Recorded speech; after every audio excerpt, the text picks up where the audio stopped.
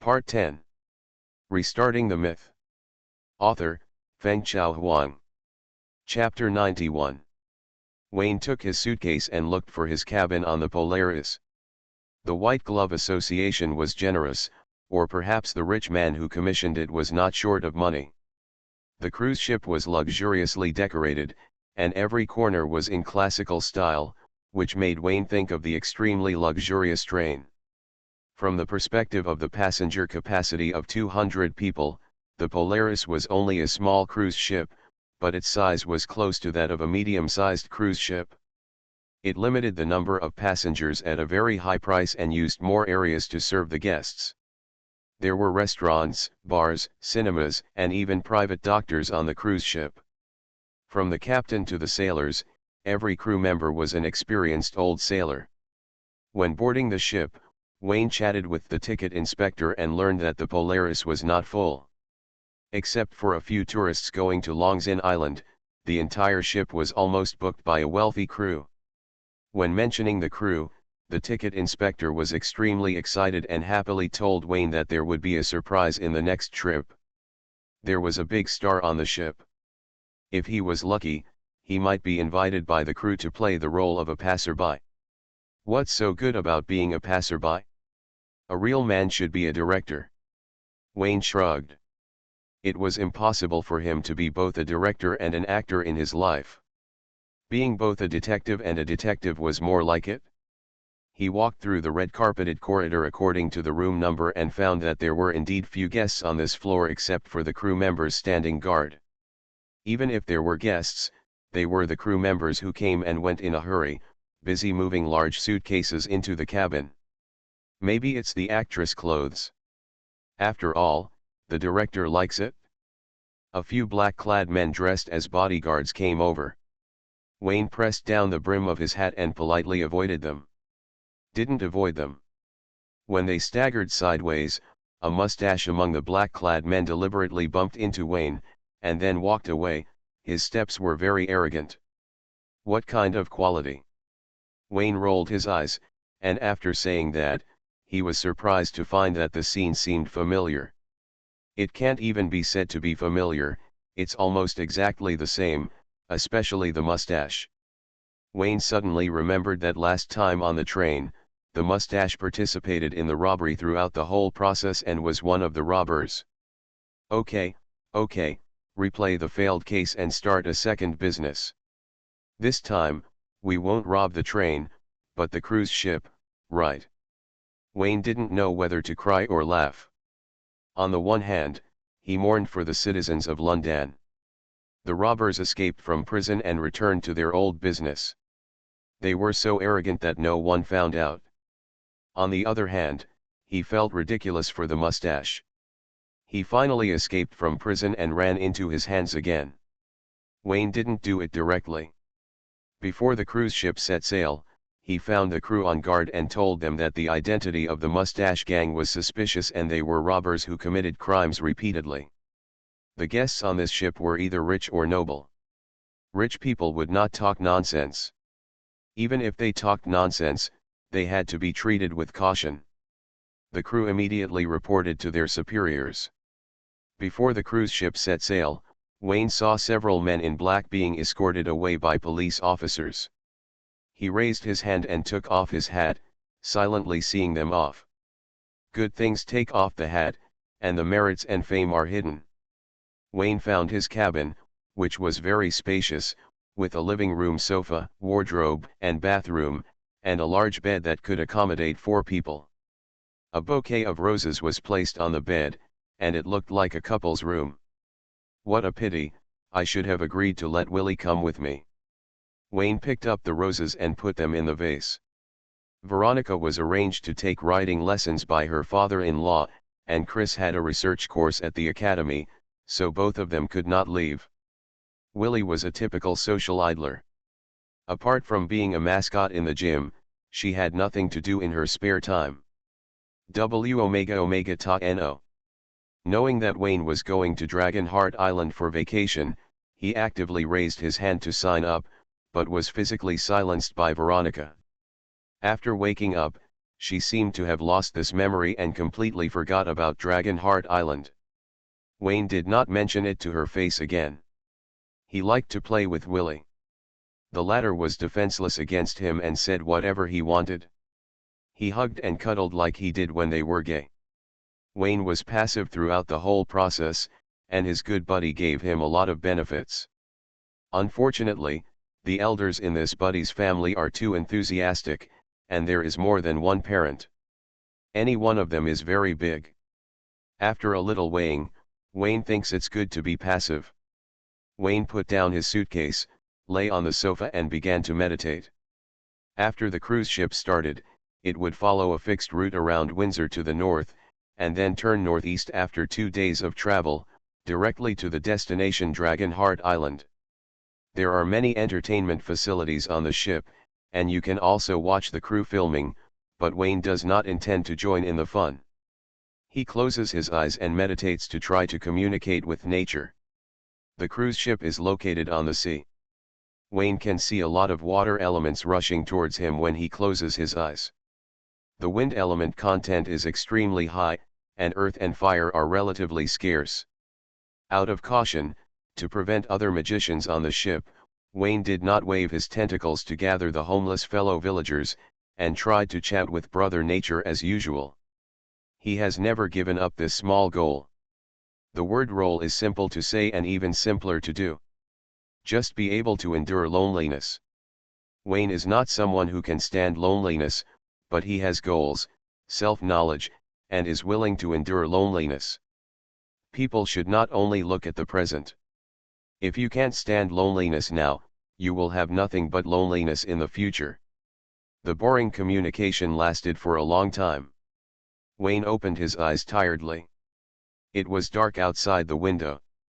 The sky was full of stars, the full moon was hanging high, and white ripples rose and fell. He got up and went to the bathroom to take a shower, put on trousers and a white shirt, and combed his half-dry hair back into a bun. This is the look designed by FLA, except that he looks a bit like Mr. Landau. There is nothing wrong with the rest. Wayne patted his face and looked at himself in the mirror. I look good, handsome. He picked up the suit and put it on his shoulders, and went to the cruise bar according to the map in the corridor, and asked for a glass of juice, 4 sandwiches, and some snacks. It's a bit strange for a guest to come to the bar without drinking. The bartender smiled slightly, and the guest was the father, satisfying all of Wayne's needs and reminding him of the restaurant's opening hours. All consumption was included in the ticket. If Wayne needed it, the restaurant waiter would deliver the food to the cabin. The music in the bar was soft and the light was not dim. Except for Wayne, there were only a few guests in pairs. They were all couples. As the only single dog in the audience, Wayne sped up his eating speed, finished his sandwiches, and enjoyed snacks after the meal. The bartender brought a cocktail, but Wayne refused it. Drinking would delay things, so he just wanted juice. At this moment, the crew arrived, and the bearded director wearing a hat directed the set, and a temporary photo location was built in just 5 minutes. It was the first time Wayne saw the shooting scene, and he was curious and stayed to watch. Soon, the heroine in a white dress entered the scene, with big wavy blonde hair, stunning red lips, and amazing charm. Strictly speaking, the heroine's clothes were not revealing, and could even be called conservative, but her temperament was both desirable and pure, and she was highly malleable. With the rich makeup of beautiful and charming, she immediately became radiant, exuding seductive sexiness from the bones. Wayne's eyes were straight. Familiar. When he first came through, the room was full of posters of this female star. Not only posters, but also a spellcasting textbook, the content of which was extremely critical, which once shocked Wayne. The original body should not be a detective, he should change his career to write. 100 years later, isn't she a literary giant? Wayne was very impressed by this female star and remembered her name clearly, Lily Hayworth. She was mainly a singer and occasionally acted in movies. It's a surprise. Wayne trembled and picked up the juice. It might be the muscle memory of the original body. Seeing the idol in person, his hands couldn't help but want to move a few times. At the temporary shooting site, the director was explaining the play to Lily, but soon, there was a problem with the crew. The third male who took the role failed to board the ship. The crew was busy all day and only remembered that such an actor was missing when the shooting started. Lost. What do you mean by lost? If the third male can be lost, why didn't you lose your brain in London? These scenes are very important. It all depends on the third male to set off the strong inner personality of the heroine. Where can I find him now? The director used the hairdryer mode and roared at a group of younger brothers. Oh, there was an accident. Wayne watched the excitement happily. There was a bigger surprise after the surprise. This trip was worth it and he made a profit. On the other side, the heroine Lily put down the script and comforted the director to stay calm. They were shooting a monster-themed movie, and the second male lead was dispensable, not to mention that the third male lead, who didn't have many scenes, could just be replaced by a crew member. The director thought it made sense and pointed at his big face and said, "Lily, do you think I can play the third male lead?" Lily rolled her eyes and said very unceremoniously, "Wallace, the third male lead is a handsome young man, at least he should have a good impression of the heroine in terms of appearance. Your face is too out of place." Director Wallace secretly said it was a pity, the third male lead had a sex scene with the heroine, and he was looking forward to it just now. There was no way, he could only go to the second female lead to discuss the script tonight. Wallace selected several young people with acceptable looks in the crew, but they were all rejected by Lily one by one, either too tall, too fat, or too bald, and none of them were qualified. Wallace spread his hands. "Then you tell me what to do. Our shooting schedule is very tight, and the scenes on the cruise ship must be finished." Lily looked around, ignoring the couples with their heads held high, and raised her hand to nod at the single dog Wayne. "That's him." "Him." Wallace turned his head and looked over. His appearance was okay, a little more handsome than him, but ordinary people can't act, and if the filming is not good, it would be a waste of time. If it's not good, just shoot a few more times tonight. Lily was very straightforward. "I don't care, as long as you are not afraid of being suppressed." Wallace said sourly, walked quickly to Wayne's dining table, and sat down next to him. "Wallace, the crew director of King Kong, what is your name?" "Wayne." Wayne looked at the bearded director in front of him in surprise. "What is King Kong, the gorilla that was shooting a plane on the Empire State Building?" "Oh my God, it's still a masterpiece in film history." Wayne was so happy that he made a lot of money. There was no bald eagle in this world, and there was no Empire State Building. He was curious about where the gorilla would masturbate. If it was the Eiffel Tower, he advised the director to hurry up, because in 2 years, the tower would not be decided by the Franks. "It's like this, Mr. Wayne. For some reason, our crew is in urgent need of a good-looking male number 3. I wonder if you are interested. The director has a good eye." "Haha." Wallace looked envious. "Don't rush to agree.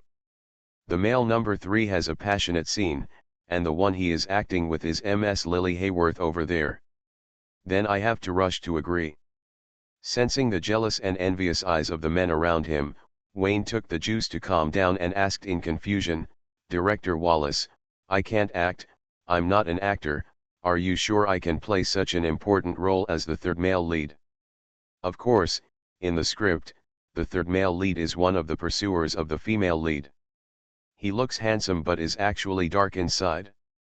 He pursued the female lead but was rejected, so he had the evil intention of using force. "You look very suitable." Wallace said sharply, "Believe me, I am very good at training young actors. When we shoot later, you can restrain yourself and play the role in your true colors." "Wayne, you look like a director with a big beard, how can you talk nonsense when you open your mouth?" With his face shape and temperament, he is a positive character, how can he play the role in his true colors? I'll give you another chance to organize your words, otherwise I will let you fall into the sea accidentally tonight. Wayne issued a cement bucket warning, and Wallace became more and more addicted. In fact, you don't have to think too much. It doesn't matter if you don't have acting skills. That's the beautiful Lily Hayworth. Your main scenes with her are in bed, and there are also living rooms and corridors. Facing her, any normal man can play the image of a pervert. What you said makes sense, and I can't refute it. If the crew is really short of people, I'll play it. Wayne hesitated for 0.1 seconds, thinking that if he didn't play, it would only benefit the other men present, especially the director, who kept stroking his beard and was probably considering shaving his beard and playing in person. Pah, cheap.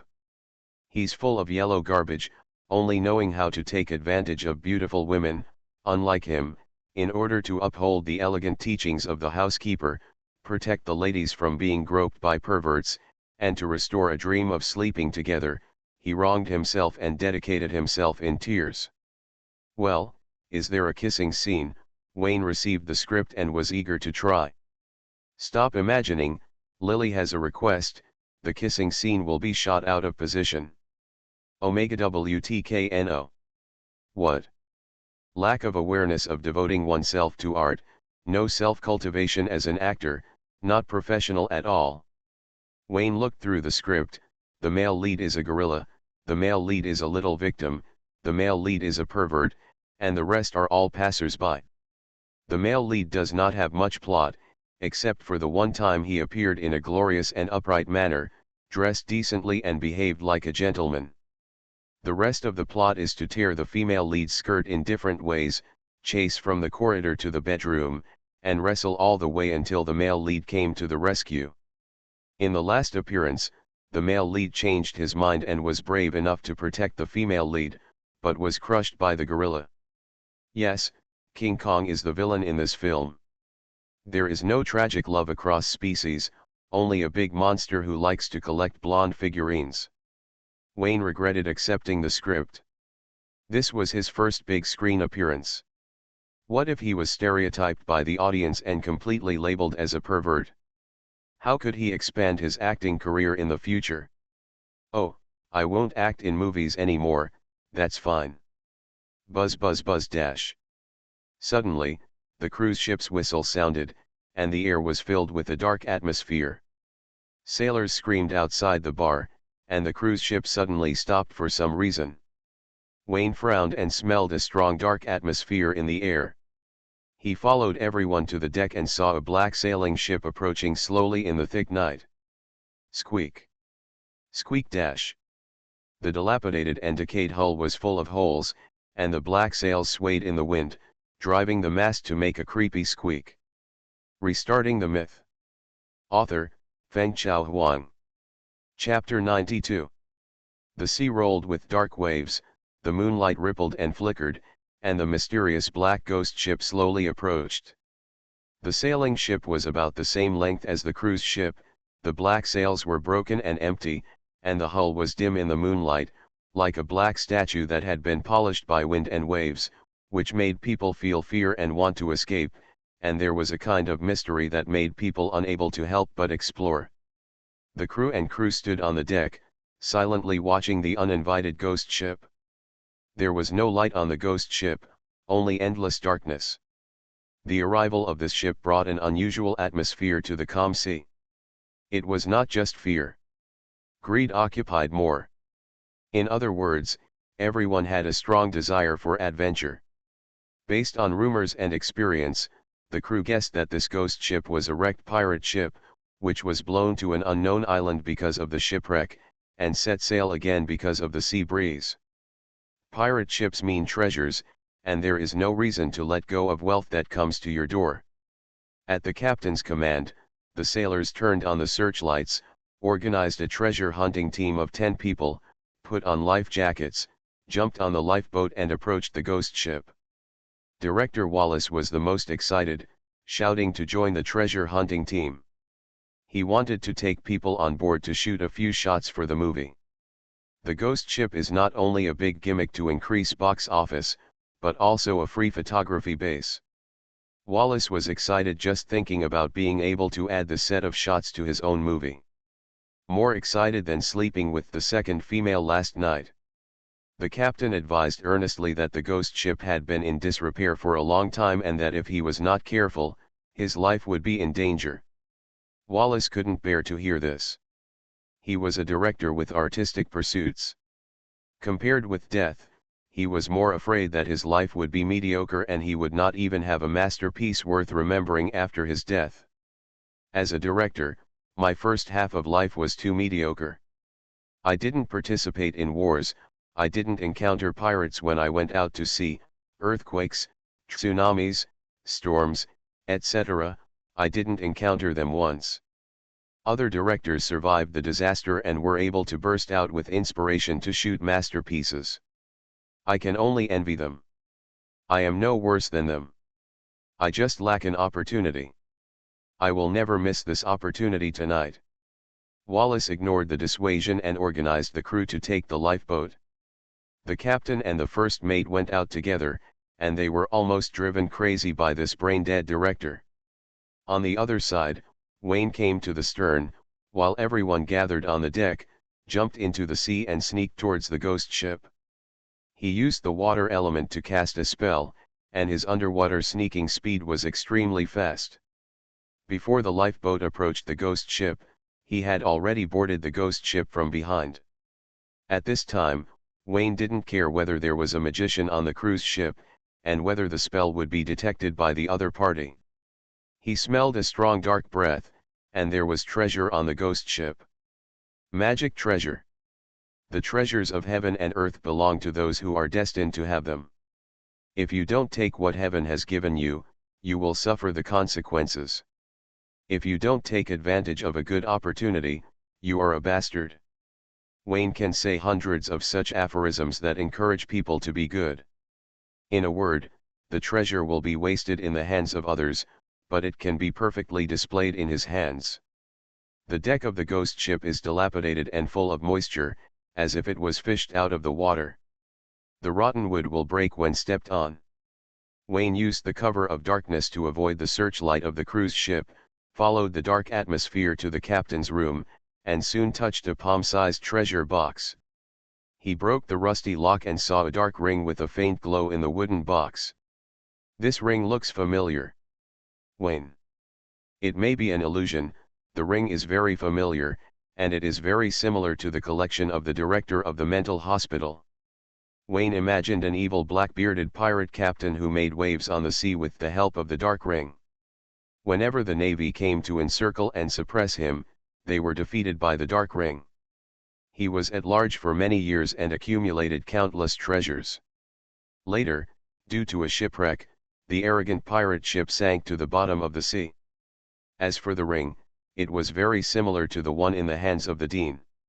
It is understandable that the Death Knight can have two, not to mention the magic ring of the Dark Goddess. This thing should be a pair, or more, and the Dean picked up one of them.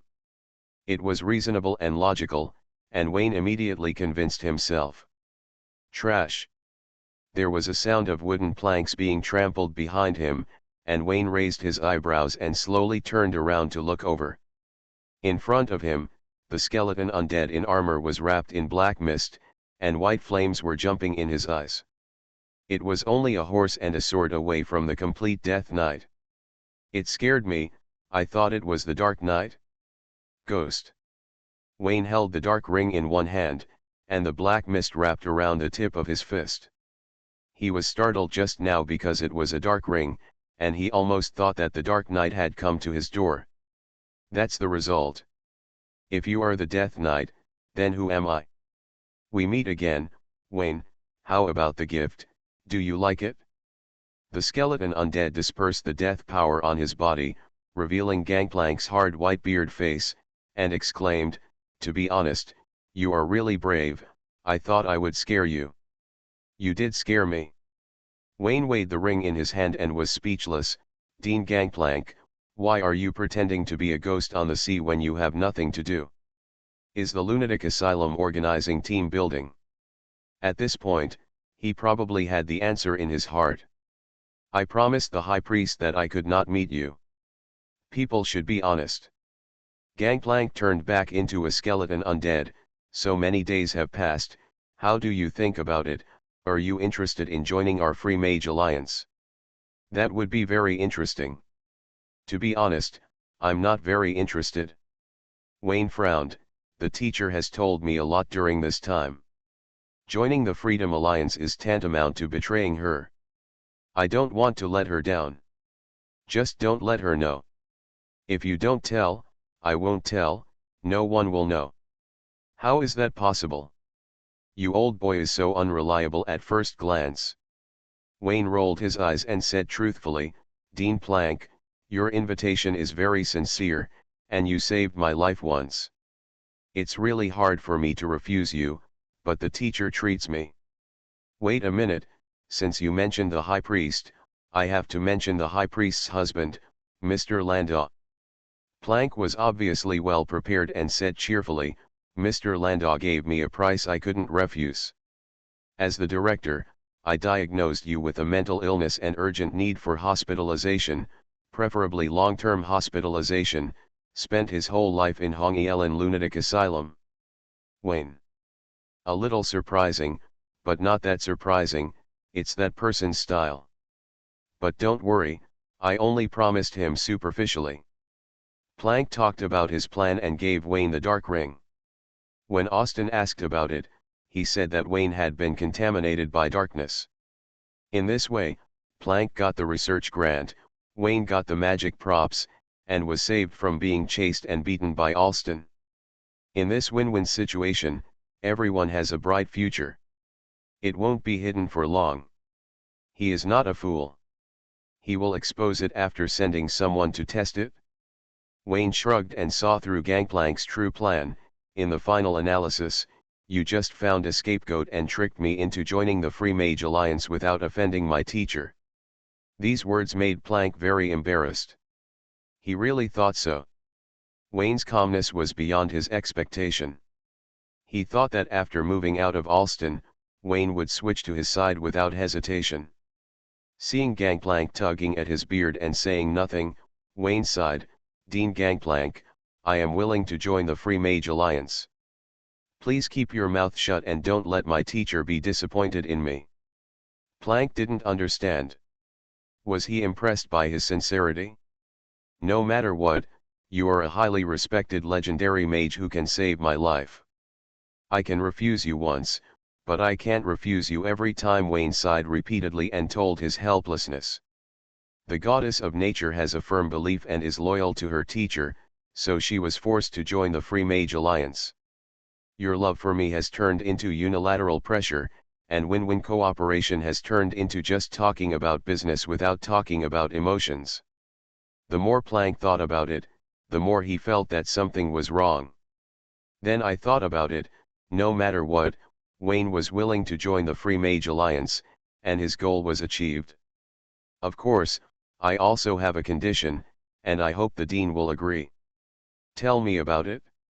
Mr. Landau, Dean, please don't lie to him. He is a smart man. He can't hide whether I am contaminated by darkness. This plan is meaningless. Wayne persuaded Plank to change the plan and use the drag trick. Every time Austin asked, he said it would be done soon, right away, right away.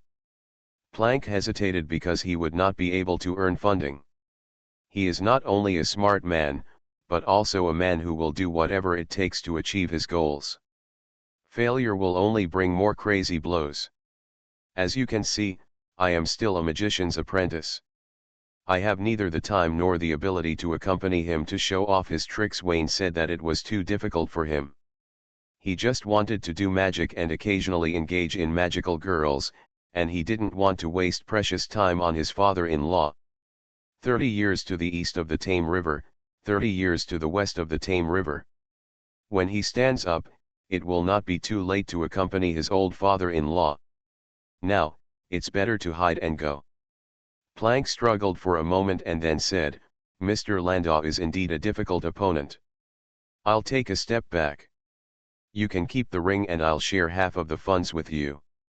I will definitely keep the ring, and I will not refuse the funds, but you are so eager to share the spoils.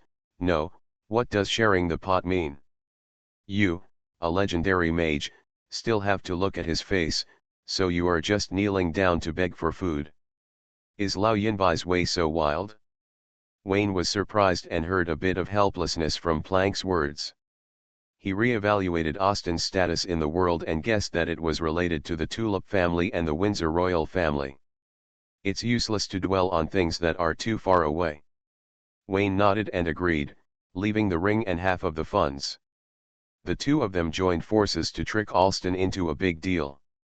But Wayne's tone increased. I took the risk. Just adding more money is definitely not enough. The dean must give me something to increase my strength. Didn't I give you the ring? The ring is only an auxiliary. The power lies in itself. I am a magician's apprentice. Even if you give me an artifact, I won't become a legend. Wayne's face turned serious for a moment. I need the 4 elements. I need to skip the beginner stage as soon as possible. Only when I am strong can I resist Mr. Landau's endless conspiracies. That's not a problem. Plank readily agreed. It was just the 4 elements. He had stored a lot of them, so there was no harm in giving some to Wayne. It's a small amount of money that can't be spent much. No, this is a big problem. I accumulate elements very slowly. Wayne frowned and said, there seems to be something wrong with my physique. The teacher spent a lot of effort to let me meditate, and even specially arranged a magic circle that gathers the 4 elements. Wayne was talking so fast that Plank just laughed. Young man, your vision is still too shallow. In Gangplank's view, Wayne's teacher was a golden mage, and his rank had not yet reached a higher level. He didn't know what other uses the 4 elements had, and his collection methods were not very sophisticated. Plank is different. He is a legendary wizard. The 4 elements are not a problem for him. He will give as much as Wayne wants.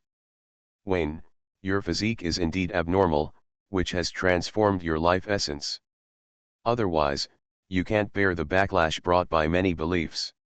Similarly, the strong life essence makes you need more 4 elements. This is very reasonable. Your teacher can't satisfy you, but our Free Mage Alliance can. Plank is convinced of this. What he is looking at is Wayne's unique physique, or bloodline. He took out an ancient silver coin from his arms and handed it over. This silver coin is. Wayne has seen the same one in Austen's hand. It is a token of the Free Mage Alliance. Only a few people have it. I will lend it to you for a while. Plank was very straightforward. He explained to Wayne that the Free Mage Alliance once captured a gray space. The collapsed world returned to the beginning, and a large number of 4 elements were scattered, and the number was exaggerated to be incredible. As a space channel, the ancient silver coin can transmit the 4 elements for the holder. Wayne could eat as much as he wanted. The gray space was large and full, and he didn't care about his appetite. What is the gray space? Wayne suppressed his ecstasy and took the ancient silver coin. The Free Mage Alliance was indeed reliable, and there was also his old father-in-law. He thanked him for his help again. He gave his daughter, wife, house, and housekeeper, and repeatedly gave resources and equipment for cultivation. He didn't hesitate to play the role of a clown for this. Wayne swore that he would have a good life in the future when he became rich.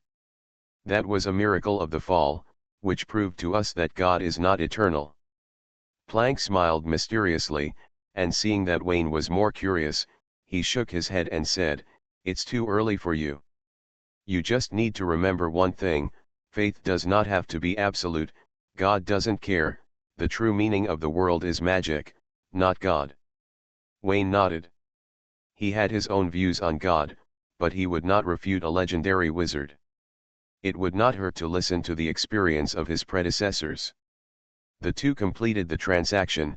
Wayne joined the Free Mage Alliance, got a dark ring and an ancient silver coin, and couldn't wait to return to the cabin to practice.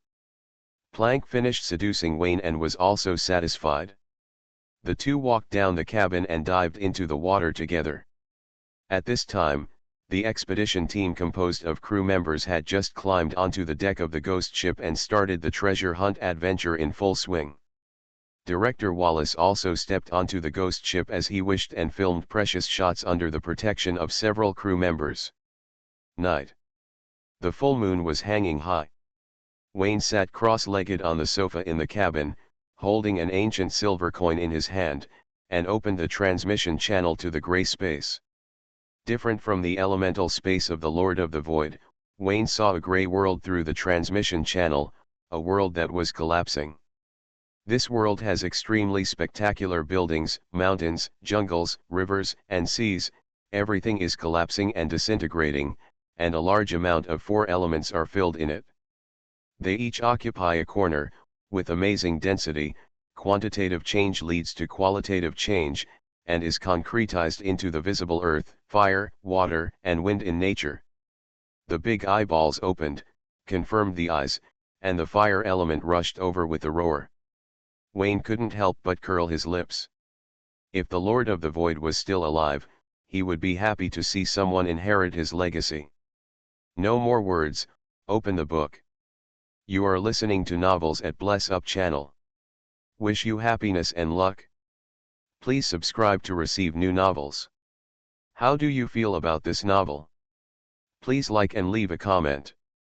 Restarting the Myth. Author, Fengchao Huang. Chapter 93. The next morning, Wayne opened the door with a refreshed spirit and went to the restaurant to order a breakfast, lunch, and dinner set meal. The gray space was large and full, and it was more spacious than the elemental space of the Lord of the Void. He ate crazily all night and directly filled up the lighted fire element. It was stuffed in his throat, and he would vomit if he ate more. Without the fire element to lead the charge, the remaining three elements would only avoid Wayne. Fortunately, the Book of Greed was not full yet, and the eyeballs on the four corners of the cover still accepted everyone. Under the influence of the fire element, the earth, water, and wind were reluctant to enter the tentacle monster. Wayne calculated that if the speed was fast, the life essence could be filled within 3 days, and the hexagram would be lit within 10 days. After that, it was a matter of maintaining balance, and the hexagram would be connected in series. The novice period was finally over. Wayne was in high spirits when he was happy, and joining the Free Mage Alliance was definitely his best choice. Wayne! A loud shout stopped Wayne. He turned around and saw that it was the bearded Director Wallace, whose eyes were bloodshot. He must have stayed up all night last night. Wayne was in a good mood and liked everything. The sea was blue, the female stars were round, and even the bearded man looked much more handsome. He couldn't help but tease, "Director Wallace, why are your eyes so dark? Did you talk about the script with the heroine last night? Lily is a big star invited by the production company. Her status in the crew is higher than mine. I can't talk to her. I haven't had many conversations with the second female lead in the bed." Wallace walked quickly to Wayne, and his words were quite dissatisfied. Wayne was even happier. "You're talking about lines in the bed late at night. You might as well just say clinical guidance. I'm a director, not a doctor. It makes sense." Wayne was convinced and admitted that Wallace was a better director in the entertainment industry. "Where did you go last night? Why can't I find you anywhere?" Wallace asked preemptively. Wayne turned the tables and said confidently, "I was on the deck blowing the cold wind for most of the night, and you didn't even look at me. You took people to explore the ghost ship. I don't get paid for filming, so I just went back to sleep." "It seems to be true." Wallace skipped this topic and said excitedly, "Last night's ghost ship shot gave me a lot of inspiration, but it sank in the second half of the night, otherwise I could shoot more useful shots. I decided to revise the script, delete your bed scene, and develop a plot around the ghost ship. Whatever, I thought about it last night and don't want to participate in the performance." Wayne pouted, a little disappointed. He is now thinking about cultivation and has lost interest in filming. Yesterday, he couldn't find the ascending channel, and he was idle anyway. He didn't mind measuring the size of the female star himself, just to kill time. Now time is precious, and female stars are no longer attractive. Wallace was stunned for a moment, and hurriedly said, "Think about it again. There is no bed scene, but there is a kissing scene. This is Lily's first kiss on the screen. The audience doesn't know that it was shot out of position.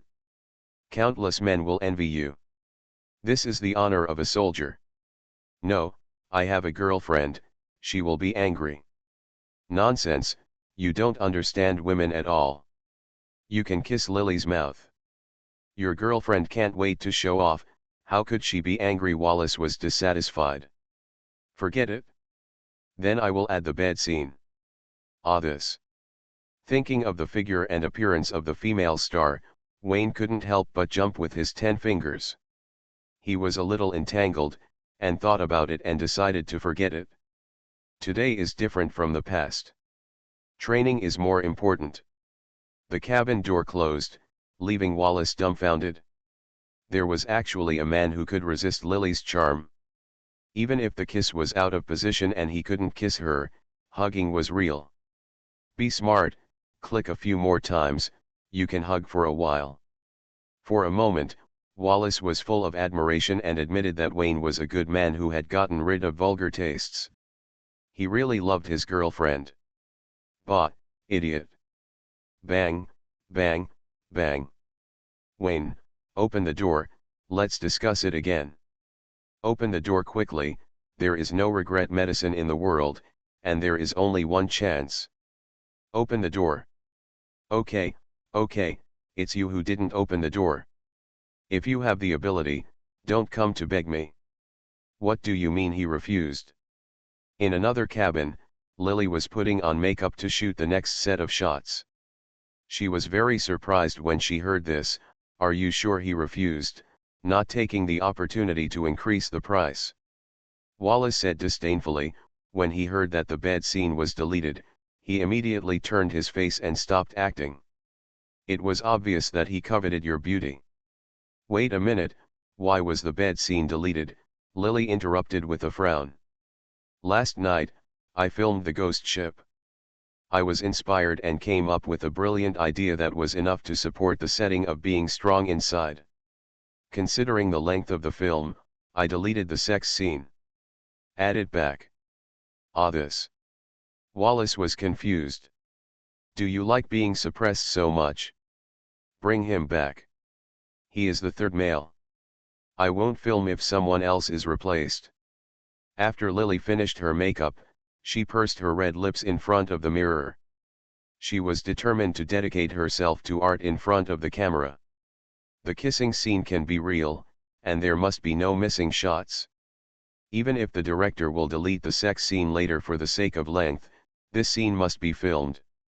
Wallace was so envious that his fists were hard, and he wanted to kill Wayne and replace him immediately.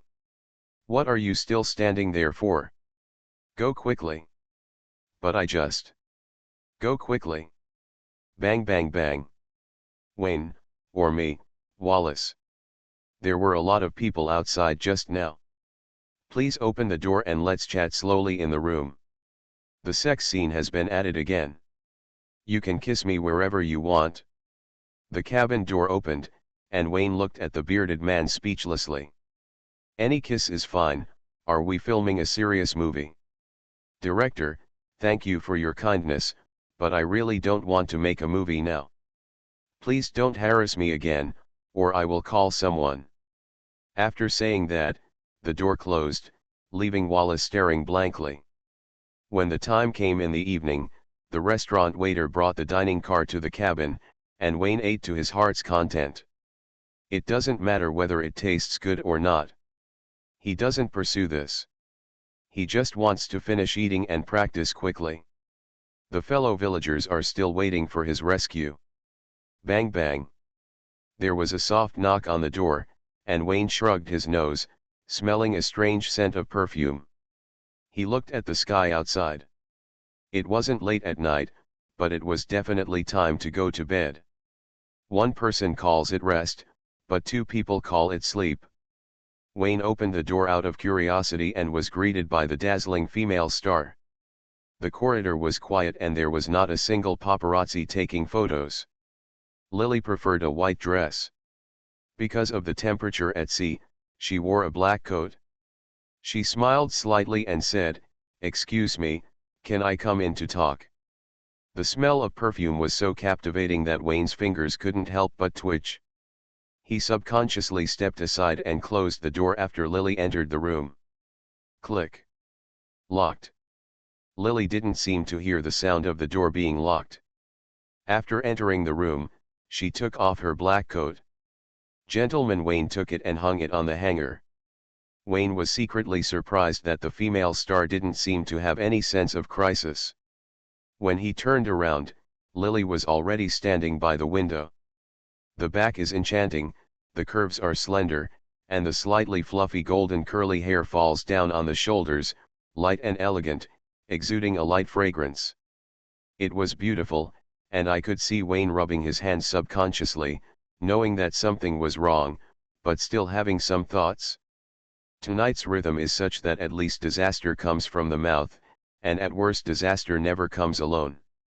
No, you have to control yourself, you can't be such a casual woman, there are 3 female college students waiting at home.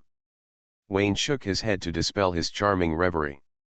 He was just here to invite him to act. What are you thinking about? It's too low-key.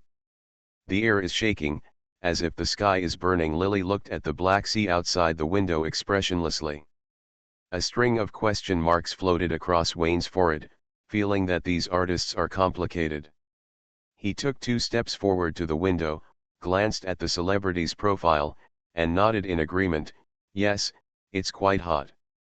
You should say at this time, yes, the storm is coming. Lily glared at Wayne fiercely. Wayne was confused and was trying to solve the puzzle when he saw Lily coming over. 2 fair arms were wrapped around his neck, something seemed to be pressed against his chest, and the tip of his nose was filled with the alluring scent of perfume. Everything made Wayne itchy and he couldn't help but want to sneeze. He subconsciously hugged Lily and tapped her back with his index fingers. What's going on? Is this big star so proactive? I know you hate your identity and have a negative attitude towards work, but now, there is no point in regretting it. Lily looked up at Wayne and said calmly, I have collected some intelligence recently. Remember to send it back to the headquarters. You are my liaison. We have a pleasant cooperation. I don't want to replace someone new at a critical moment. Hiss. Wayne saw a thunderbolt in the clear sky before his eyes. He raised his head to cover up his shocked look. He thought of the radio under the bed and the posters all over the room. He subconsciously took a breath of cold air. The smell of perfume hit him. He inhaled too hard and coughed hard. Looking at her cowardly and pretentious colleague, Lily shook her head, raised her hand and patted Wayne on the back. One more thing, when did you get into a relationship with Austin Landau and make him hesitate? Spend a lot of money to send me to your bed. Wait, I didn't understand this part, please say it again. Wayne was shocked, and his mind was in a state of confusion. The hole left by the original body and the newly dug hole were completely unrelated, but they were brought together in a daze. It was too outrageous. Especially Lao Yin coin, it actually used a honey trap, and it is such a high-quality stock. In addition, he finally understood why he couldn't help but move his hands when he saw Lily. It turned out to be muscle memory, and it was time to send a telegram. Some time ago, Landau came to me and threatened me with my career, demanding. Lily said slowly, he didn't say who it was at first. He didn't hand over your information until before the ship sailed. At that time, I was shocked and thought that my identity was exposed. Wayne opened his mouth. In order to drive him out of the house and to prove that he was a womanizer, Austin did not hesitate to go out to pimp himself and start to become a big star. This This is not his father-in-law, he is clearly his biological father. Don't be surprised. In fact, I'm more surprised than you. Lily glanced at Wayne. I originally planned to contact Randall and become his lover, but because of your appearance, all my plans fell through. Now give me an explanation, why Randall asked me to sleep with you at all costs. Well. Wayne's eyelids twitched and he said dryly, you may not believe it when I tell you. Landau thinks that my relationship with his wife and daughter is unclear, and he wants to expose my scandal, so he arranged for you, a big star with excellent sex and art, to come seduce me. The causes and consequences were too complicated, and he didn't want to say more. He gave a standard answer from the perspective of the sufferer. Lily's eyes widened, and after a moment she said, severing the relationship with Mrs. Landau and chasing his daughter is a good opportunity to break into the Landau family, do you understand? Wayne rolled his eyes and wondered whether he should sink the cement bucket into the sea. The original identity was too complicated and he didn't want to get involved. I will cover for you this time. I will tell Landau that you are an excellent gentleman. You refused the temptation of beauty. I tried every means to fail to sleep with you. Lily made suggestions for Wayne and then said, I can just take this opportunity to return to Frank. The clouds of war are getting worse. London is far away from the center of the continent and cannot become the main battlefield. Frank is different. The country needs me. She is the only one who can stop Prussia. Lily held it in for too long and told a lot of information in front of her own people, which suddenly made Wayne realize that he was originally from Frank and was a spy stationed in London to assist Lily in conveying information. The co-author had been laughing at that so-and-so for a long time, and it turned out that he was also one of them. Wayne looked disgusted and insisted that he was his original self. He was an outsider. He could not feel the grievances and resentments between countries, and he would not have any contact with him in the future. Burn the radio station when you get back. The more Lily talked, the happier she became. An innocent smile like a little girl appeared on her face. She jumped up and down with Wayne in her arms, and stamped his face hard when he wasn't prepared. Wayne raised his hand and touched the lip marks on his face. It was over, he was no longer pure. I miss home. Lily lay in Wayne's arms and murmured for a long time. Her voice became softer, as if she was asleep. Too much talk leads to mistakes, and Wayne only listened but did not speak. He didn't know much about spies, so he hesitated to find a cement bucket. Just as he was thinking about it, Lily took a deep breath, regrouped, and turned back into a charming star. She raised her hand to wipe away the lip marks on Wayne's face, raised her eyebrows, and said seductively with her eyes, speaking of which, I quite like you. What do you think? Do you want to linger for a while before I return to China? Wayne shook his head, no, I respect you. Lily was stunned for a moment and smiled brightly, you obviously tried every means to take advantage of me before, but suddenly you became a gentleman. It's okay. You proved that the lady theory is right. You don't have to be a female spy to steal intelligence. It's absolutely fine. Take the lady route. Wayne shrugged and reluctantly accepted his theory. No wonder he had bad teeth and could only eat soft food. It turned out to be a sequelae left by his original body. Landau is not an easy person to deal with. According to my investigation, he is not a casual playboy. It is not easy for you to gain his trust. Lily set out to formulate strategies and tactics for Wayne. My failure does not mean the end of his temptation. There will definitely be other beauties approaching you in the future. Stay your gentleman. Just like tonight, you must hold on. It's hard. To tell you the truth, if the female college student hadn't pulled me, I would have swelled just now. Wayne complained in his heart. It was true what Lily said. This time he rejected the big star. Next time, wouldn't it be the housekeeper Megan's visit in the middle of the night? Damn it, my father-in-law knows so well, he just picks on his weak spots and kills him. You don't have that much time to win his trust step by step. Let me give you a simple and crude suggestion. Lily stared at Wayne. Get his daughter pregnant as soon as possible. Wayne. I'm afraid this won't work. The dragon-blooded girl will forcibly confiscate the crime tools. Restarting the myth. Author, Fengchao Huang. Chapter 94. Sister, your idea is too simple, you don't understand this world at all. Wayne said goodbye to the female star in the corridor, looked at the other's elegant blonde and white dress back, closed the door and shook his head. Lily made a detailed strategy for him, how to capture the heart of the eldest lady, how to change Austin's attitude, how to get into the core of the Landau family. If this world does not have extraordinary power, the three-step plan is very feasible. Unfortunately, Lily did not know the truth of this world. Wayne couldn't help but feel pity for her. It is understandable that ordinary people don't know the real world.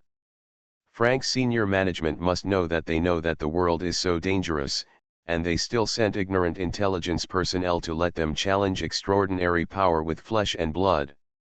Wayne was fortunate for Lily again. If she really contacted Austin and took action against his lover, she would most likely be stuffed into a cement barrel to fill the river. The Landau family is a member of the magic world. It is too easy for Austin to investigate Lily. There is no need to torture her. Just stuff a mouthful of mushrooms and she will confess everything. Wayne judged the encryption level of his and Lily's agents, and the result was obvious, cannon fodder level. He even suspected that the original body had realized the truth of the world, so he had all kinds of bizarre operations, and his performance of living a lazy life was not like that of a spy. As for where he knew the truth of the world, Wayne raised his eyebrows, and the believer of the goddess of death popped out. So it seems that he and the goddess of death are indeed very close. Forget it, why think so much, it would be a pity not to practice in such a beautiful scenery. Wayne collapsed on the sofa, holding the ancient silver coin in his hand and began to practice. The ancient silver coin belonged to Planck, and he lent it to him for use and would take it back at any time. The opportunity was rare, and the top priority was to ignite the hexagram first. Compared with this top priority, all other things could be put aside. No, there is something that cannot be put aside. Wayne pouted. He encountered 2 attacks on the cruise ship in a row. One was a threat from the lunatic asylum, and the other was seduced by a female star. The mastermind behind the scenes was Austin. That is to say, he is popular and has many friends from all corners of the world. He easily resolved the 2 attacks. If it were another magician apprentice, he would definitely fall twice and die without knowing how. According to what Planck and Lily said, the 2 knew the voyage early and waited for him to come, which means that the invitation letter of the White Glove Association was also sent by Austin. Wayne was not surprised that Austin had such means. He was rich and willful. He was the number 1 on the police station list and the number 1 on the lunatic asylum list. It was reasonable for him to be the number 1 on the White Glove Association list. He was just curious about what other plans there were on Dragonheart Island. President, you have successfully aroused my interest. Revenge is not urgent. Patience is the kingly way when you are weak. But the more you take a step back, the angrier you get. Wayne took several steps back in a row, thinking that it was time to launch a counterattack. This question is difficult. He thought about it and could only endure it with his own ability, unless a shadow nightmare floated in front of Wayne. How about turning into a death knight and going to his house to fight? Wayne couldn't help but burst into laughter when he thought about pressing Austin to the ground, but then he thought that the teacher and Veronica would be implicated, so he could only regretfully give up. I don't want to involve the teacher and Veronica, and neither does he. So this guy is still a man. Wayne secretly thought it was unlucky. He was a death knight, but he couldn't do anything to an old white-faced man who was jumping up and down. What Wayne didn't know was that the old white-faced man was also caught in the unlucky link. The latter called FLA and got a name called Mr. Landau. He was so angry that he smashed the phone directly. The next day, when the waiter brought the dining cart, Wallace came uninvited and grabbed Wayne's hand to ask him to help put out the fire. "Help my brother, from today on, you are my brother." Although the above is not Wallace's original words, the translation is roughly the same. The cruise ship only had 2 days left to sail, and the shooting schedule was very tight. If the scenes of the male third were not filmed, the budget would definitely be overspent. Overspent means that the production company is unhappy and will affect the investment of the next movie. Wallace wanted to change the male third and was ready to shave his beard and do it himself, but Lily disagreed. "The male third must be Wayne." "Wallace, I'm really busy, and I warned you yesterday that I would call someone if you come again." "No, Lily told me that she had discussed it with you yesterday." Wallace grabbed Wayne and said, "The bed scene can be deleted, and the kiss scene can be wrong or not. The script has modified the setting of the male third. You are no longer a pervert, but the ex-boyfriend of the heroine, who died tragically in the hands of a monster for love. In a word, the male third has become a positive character, and his sacrifice will earn a lot of tears, especially for girls who are full of fantasies about love. That will be a killer." Wayne nodded. If the information is correct, this is one of the strategy links designed by Lily for him. On the day the movie was released, he invited Veronica to the cinema, and the latter cried her eyes out. Interesting. After a few seconds of hesitation, Wayne agreed to take the script, and Wallace said that it would not take up too much of his time. The scenes on the cruise ship would be shot within half a day, and the scenes on Dragon Heart Island would be even less, with a few sets of staged shots, and a stand-in would be used directly when he was trampled to death by the prop gorilla.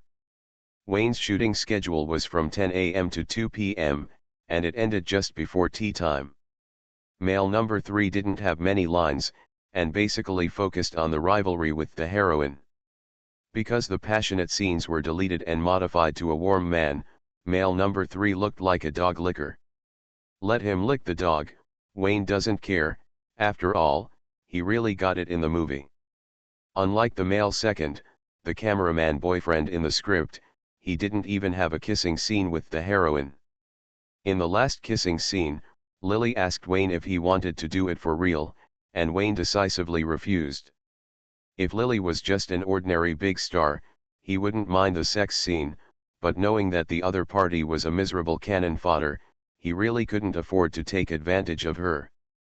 Lily didn't insist, and a dislocation ended all the shots of Wayne on the cruise ship. At 3 o'clock in the morning on August 8, Wayne's life essence was filled, 6 light spots bloomed, and the resonant soul was infinitely satisfied. On August 10, the Polaris arrived at Long's Inn Island in the North Sea. Looking down from a high place, Long's Inn Island is shaped like a heart. Ignoring the scattered uninhabited islands around it, it covers an area of about 600 square kilometers.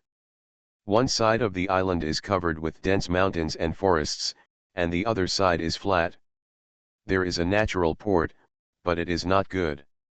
It can only be used as a supply line along the coast and cannot become a military stronghold. In contrast, the archipelago 200 nautical miles away is more in line with the Navy's port requirements. I'm getting off topic. The geographical location of Long's Inn Island determines its developed fishery. The capitalists guard the natural fishing grounds and hard-working islanders and earn a lot of surplus value. In the past 2 years, capitalists have set their sights on the primitive jungles of Long's Inn Island and started to develop tourism projects. Due to the continued economic downturn, this plan had to be postponed. Wayne stepped onto the port and said goodbye to the crew. He took the invitation letter and found the driver to pick him up and went to the destination, Bart Manor. Bart Manor is located on the volcanic cliff of Crescent Bay, Long's Inn Island. It belongs to the local wealthy Bart family. The deceased Myron Bart drowned a month ago. According to the police investigation, This was an accidental fall into the water and there was no possibility of homicide, but Myron's wife Marina did not think so. She contacted the White Glove Association and invited professional detectives to reinvestigate the cause of her husband's death. Marina believed that her husband died of homicide and the murderer was a member of the family. A commission involving property division is very classic and exists in any era and any background. Wayne sat in the back row, with the coastline and fishing boats on his left and tall and short houses on his right. Occasionally, he saw a church and immediately became interested. He started chatting with the driver out of curiosity. It was a church similar to the Church of the Father of Heaven, with a strange pentagram logo hanging on it, which was definitely not the traditional belief in his impression. Because of the geocentric religion, Wayne was very resistant to these strange churches. He always felt that there were evil gods behind these churches, and they would initiate group sacrifices if they disagreed. That is the sea god shrine. The islanders all believe in the sea god. Every time before going out to sea, they will pray to the sea god, praying that there will be no storms and that they will return with a full load. The driver talked about the standard belief of Long's Island, and was quite respectful to the sea god in his words. Although he was not a believer, most of his relatives and friends worked in the fishing company, and they were influenced to believe in it a little. Anyway, it doesn't matter who you believe in. You don't have to spend money to buy indulgences at the sea god shrine. It's free, so it doesn't hurt to believe in it. Wayne agreed with the simple faith. He asked from the side and asked implicitly whether the sea shrine distributed eggs and performed sacrificial rituals. The driver thought about it. As far as he knew, the sea god was a peaceful and selfless god who never asked for anything from believers. The faith was also very simple. It emphasized that a sincere heart would be effective. Pious believers could return safely from the sea and go to the church to fulfill their vows. The way of fulfilling the vows was very simple. There was a pool in the center of the square of the church, connected to the sea. Every seafarer released a fish in the pool, which meant that he was reborn at the moment of death. Wayne didn't hear anything wrong. It was indeed a simple and pure faith, but he still remembered the name of the sea shrine. He had a big imagination and contacted the fishing company run by the deceased Myron. He suspected that this was a vicious revenge murder case. 40 minutes later, the vehicle arrived at Bart Manor, a 4-story house built on the edge of a cliff, one side facing the sea, and the scenery was quite spectacular. Wayne was used to seeing mansions and said that Bart Manor was just average. Compared with the mansion of the Landau family, it was just a small farm in the countryside. Ordinary stuff. The car passed through the towering fence and double iron gates. Wayne asked to get off the car and walk. He wanted to go to the garden pool where the deceased drowned. After a month, there must be no clues, but it is better to be familiar with the scene than nothing. The driver did not refuse and praised Wayne's professionalism. He drove to the crime scene, stopped the car, lit a cigarette and waited quietly. The mansion of Bart Manor was very ordinary, but the lawn and green space of the manor were very wide. A large area was enclosed during construction. The pool was larger than Wayne imagined. It was a small artificial lake, very impressive. Wayne went around the lake for half a circle. He had excellent eyesight and confirmed that the deepest part of the artificial lake was less than 3 meters. Assuming that the deceased could swim, the possibility of death by accidental falling into the water was indeed small. But the possibility of accidental falling into the water was not ruled out. According to the driver, the deceased drank a lot of alcohol. If you drown after drinking, let alone an artificial lake, a bowl of tomato soup can kill you by suffocation. Just as he was thinking, 2 figures, one tall and one short, came forward. Wayne looked at them carefully, taking in their clothes and appearance. The girl on the left was about 1.6 meters tall, about 17 or 18 years old, wearing a black and white maid outfit that was evenly spaced. She weighed less than 100 pounds. The lady on the right had a cold temperament and was nearly 1.8 meters tall, almost the same height as Wayne. She was wearing a black long skirt, with a high and straight nose, prominent cheekbones, a square and hard jaw, and sharp and three-dimensional facial features. Her walking pace is very interesting. Unlike the elegance of aristocratic women, she has a different aura, generous and capable. Every step is very particular, like the habit of a professional model. "Who are you?" The woman stopped and looked at Wayne coldly. "My name is Wayne, a detective from London, commissioned by Ms. Marina Bart." "Hello, Detective Wayne, I am Marina Bart." "Nice to meet you, Ms. Bart." Wayne chatted with Marina for a few words. The latter may have just lost her husband. Her face was always cold. Seeing that Wayne wanted to talk about the case as soon as they met, she asked the maid beside her to accompany Wayne and continue walking along the lake. "The lady doesn't seem very happy. It seems that she really loves her husband." Wayne looked at the 1.6-meter tall maid and found that the little girl was not bad. He happily stretched out his hand. "Wayne, what's your name?" "Olga." "What kind of master has what kind of maid?" Olga also has a cold face. Facing the enthusiastic Wayne, she is very quiet and few words. "Okay, Olga, without further ado, can you tell me the exact location of Mr. Bart's death?"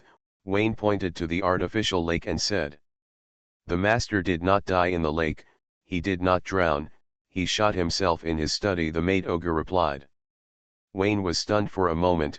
"Since it was suicide, why did you announce that he drowned after being drunk?" "Because the way of death is not elegant enough. Drowning after being drunk is elegant." "Yeah." Olga nodded seriously and described it simply. "It was a night, red wine, lake, moon, and a noble master who liked to recite poetry." Wayne. "Damn, it's so romantic." Wayne thought of that person, who seemed to have died in the same way. He drank too much and wanted to catch the moon, but he was gone. With this substitution, it's as romantic as it can be. He shook his head speechlessly. "It's understandable.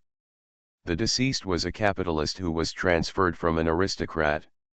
He has been rich from his ancestors to the present. For the sake of family reputation, he made up a decent way of death. Isn't this making it more difficult for detectives?" "Olga, can you take me to the study?" "This way please." Olga is very indifferent. Basically, she won't speak unless Wayne takes the initiative, but she also actively cooperates and will answer all questions related to the investigation. In addition to the wife, the young master also hired a detective, who arrived a week ago. "Oh, what's his name?" "Poirot, a famous detective from London." "Poirot, this surname has a flavor of Grandma Agatha." Restarting the myth. Author, Feng Chao Huang. Chapter 95. As far as I know, the lady is not Mr. Bart's original wife. She is about the same age as Mr. Bart's daughter. Is there any explanation for this? The lady has found a detective, and the eldest master has also found a detective. They all suspect that Mr. Bart died of homicide, and that the other party did it. Is that right? Ajia, who do you think is more suspicious? On the way to the study, Wayne asked about matters related to the case and tried to find a breakthrough in the maid. The latter did not disappoint him and told him a complicated feud between wealthy families. But to say who is more suspicious, this is not something a maid should know. From her mouth, everyone is suspected, but no one is suspected. Wayne sorted out his interpersonal relationships. The deceased, Myron Bart, had his first wife pass away 10 years ago. After 7 or 8 years of flirting, he was no longer strong and found an honest model for his second marriage. Marina, his wife, was a professional model. She quit her job at her prime age and married an honest wealthy businessman who became a noblewoman. The eldest son, Hayden, was a typical representative of a wealthy family who liked to flirt. He had a bad relationship with his father and lived in London for many years. After his father died, he stayed in his hometown and never left. The second son, Stuart, was a failed athlete and a third-rate football player. He stayed away from home for many years. After his father died, he stayed in his hometown and never left. The third daughter, the eldest daughter, Heidi, was a family elite. She worked very well in the family company and had a good relationship with her stepmother. After her father died, she took on the responsibility of the company. It's much more complicated than the Landau family, but I'm not surprised at all. Have you seen too many grudges among the rich? Wayne came to the study under the guidance of the maid. The study is located above the cliff. When you open the window, you can see the waves hitting the reef. The outer wall is straight and there is no place to stand. The maid recounted the incident, still the same routine, no one in the middle of the night, suicide in a closed room, and everyone has an alibi. A month has passed since the incident. No matter how good Wayne's nose is, he can't smell anything. He feels that the lady's commission is a bit redundant. Even if it is homicide, all the evidence has been destroyed. It's too late to investigate now. According to this idea, the lady and the young master are accomplices. The two secretly have an affair.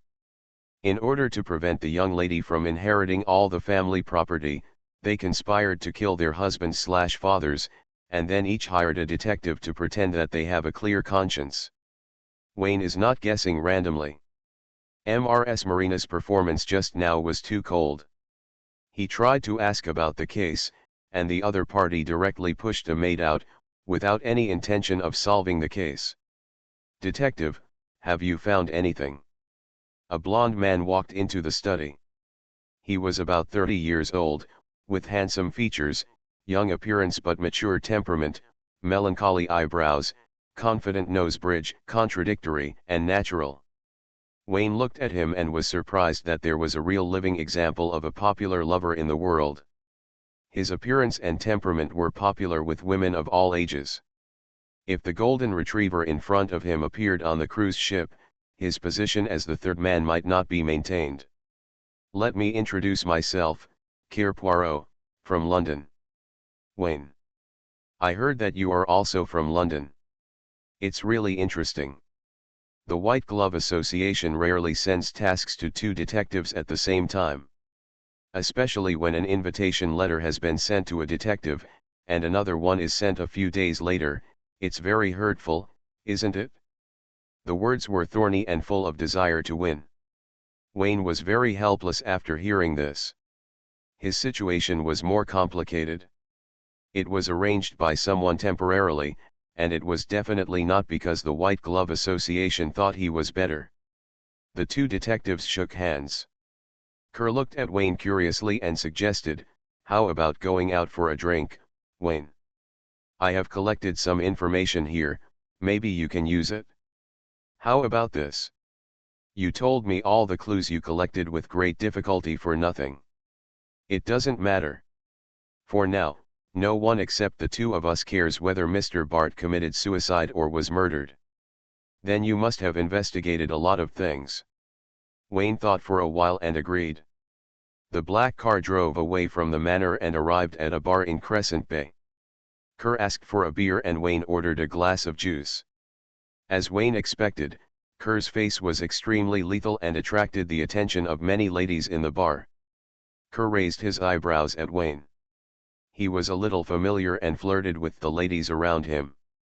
After a while, he hooked up with a fat, special service. Wayne looked at the special service with a serious face. He had a big mouth, a flat nose, freckles all over his face, a bloated body, and two very strong arms. In any case, these characteristics did not conform to the mainstream aesthetics of society. "Buddy, your taste is too strong. Is it because of severe myopia, or did your glasses fall at the crime scene? Kerr, is that lady related to the case?" Wayne felt it necessary to ask clearly. Maybe the famous detective did it on purpose. His aesthetics was normal. He did this to collect intelligence. No, it has nothing to do with the case. I just want to investigate her body.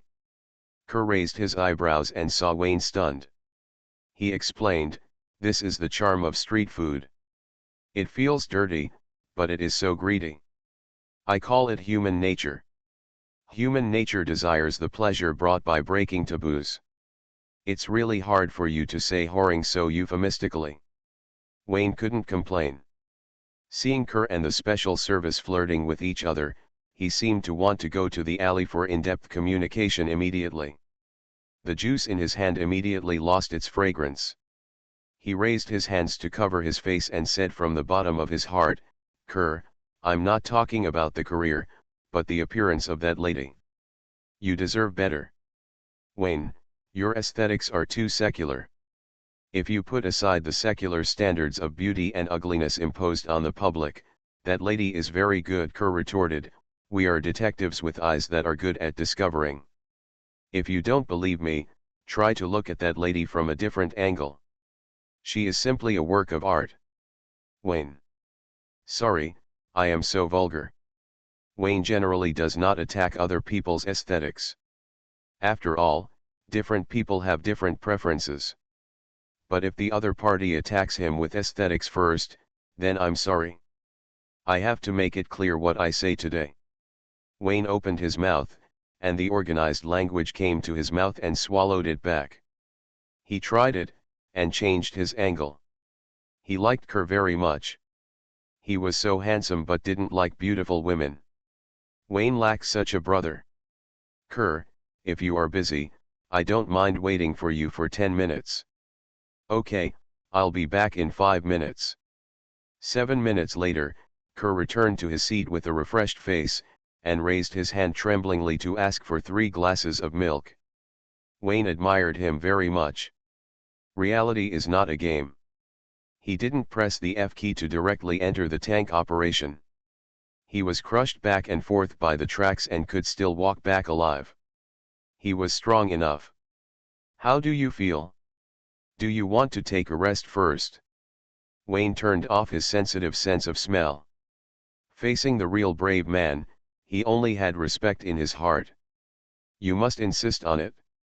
Don't be secularized one day. No, let's talk about the case. I tell you the clues I have. But you have been panting. Is it okay? No, no problem. Kerr drank a glass of milk in big gulps and said, we are late. There are no useful clues in the study. Even the body of the deceased has been cremated and the ashes have been scattered into the sea. If you want to solve the case, you can only start with interpersonal relationships and analyze the motives of the murderer. Kerr did not find any evidence, but the detective's intuition told him that there was another mystery in the suicide case, and there would be unexpected gains if he dug deeper. The deceased, Myron Bart, inherited the family business 30 years ago. His methods were very brutal. In order to obtain all the family property, he killed his 2 brothers. Kerr told the story of how the deceased inherited the family property by working hard on his own. He hired a killer to kill his 2 brothers. He often boasted outside that his 2 brothers wanted to end their lives. Because they had no money, he helped to pay for it. Wayne was stunned and said that he had learned something again.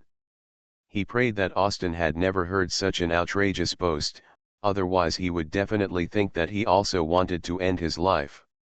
The reason why the deceased was so arrogant and often talked about this matter was that there was a lack of evidence. Without evidence, the truth was nonsense. Kerr's asthma was relieved a lot, and he continued, Ms. Marina's origin is very interesting. She may be the deceased's niece, and she became the deceased's wife for revenge. It was a bolt from the blue, and Wayne drank a sip of juice to calm his nerves. The grievances of this family can fill several books. Everyone has a motive for committing the crime. The lady, the young master, the young lady, they could all be the murderer, including the maid in the study. Kerr lowered his voice and said, one night, I saw her walking towards the study with a lamp, so I followed her secretly. She might have discovered me and left directly after passing by the study. The next day, I asked her, and she said she suffered from sleepwalking. And her personality is very strange, you should pay attention to it. In addition to this family, the deceased has many enemies in society. It is possible that someone hired a professional killer. At the end, Kerr looked into Wayne's eyes. In addition, do you know magic? Wayne nodded calmly, and Kerr smiled slightly. In front of magic, any place is a secret room. The fact that the study is backed by a cliff does not mean that no one can sneak in. According to what you said, all clues are broken, and there is no way to investigate this case. Wayne frowned. No, you can still check. Kerr lowered his voice again, and a mysterious smile appeared on his face. The one in front of you happens to be a magician. Wayne was surprised for a moment. Forgive me for my poor eyesight, I really didn't see it. Using magic to solve cases is like using magic to commit crimes. I personally reject it. I appreciate those high IQ criminals who use almost magical operations to complete murders that can be called art, Kerr exclaimed. Wayne rolled his eyes. This friend can't be made friends. His ideas are very dangerous. Maybe he will turn evil one day. I know an elegant female magician in London. She is a believer of the Church of Nature. She gave me a magic prop. Tonight I plan to pick a family member who is alone. At that time, you can help me provide an alibi. Wayne. Elegant female magician, believer of the Church of Nature, magic props, these words are linked together. He immediately thought of Sci-fi and Veronica, but referring to Kerr's aesthetics, Sci-fi and Veronica may not be able to bear the elegance he mentioned. How about it, you also want to know who the murderer is? Kerr was full of confidence. As soon as Wayne arrived at the manor, he went into the study to investigate. He did not rest for a moment. He was a detective who was as curious as him and could not resist the temptation of the truth. Wayne did not intend to refuse.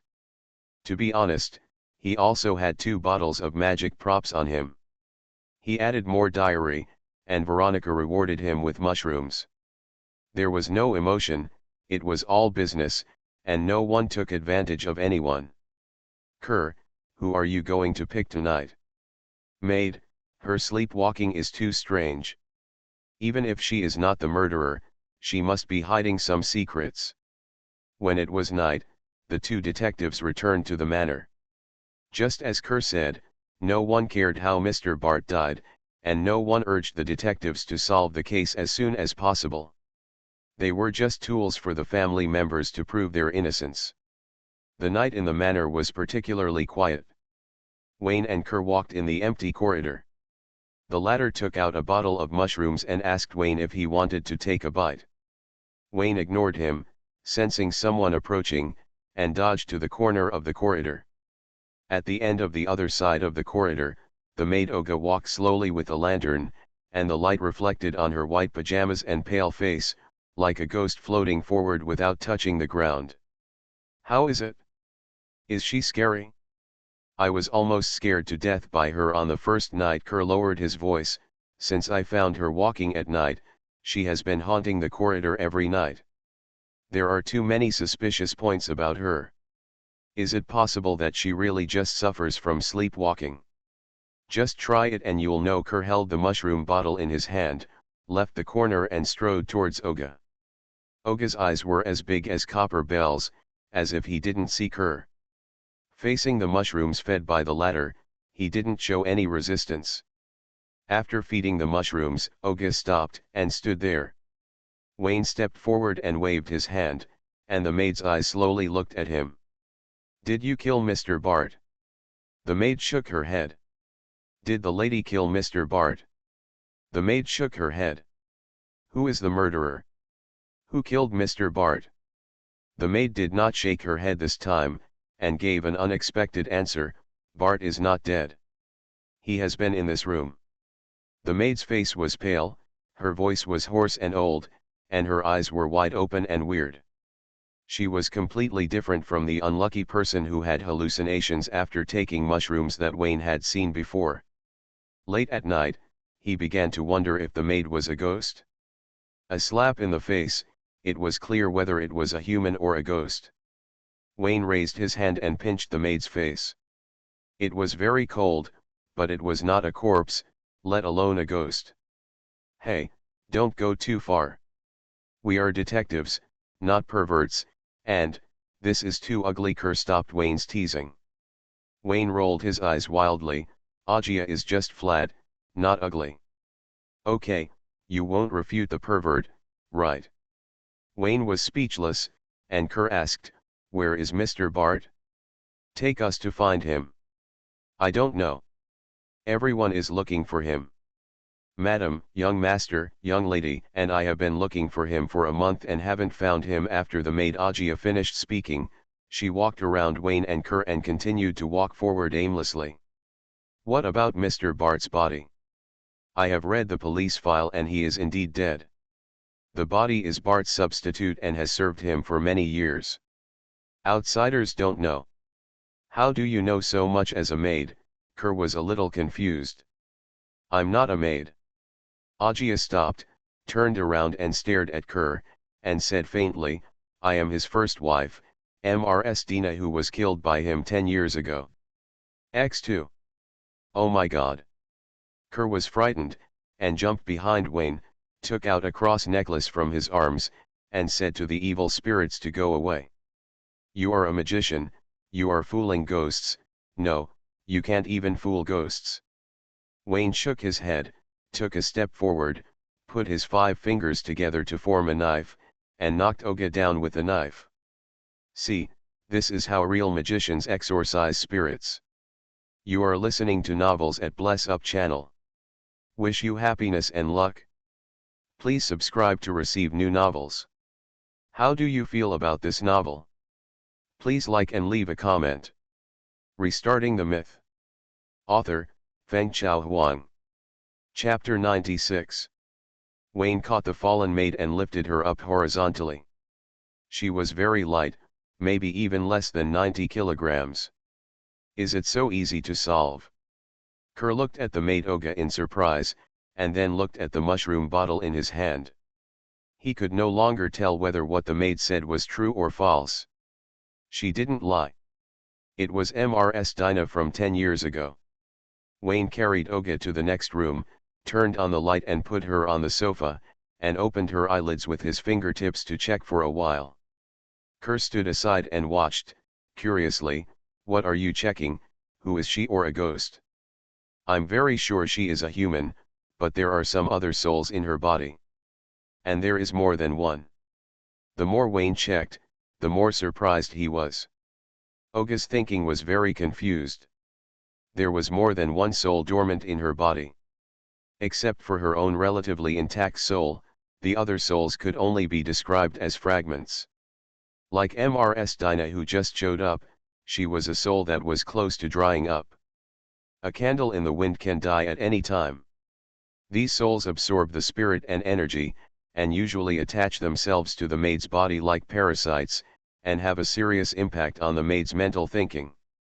During the day, the maid may be herself, but it is hard to say at night.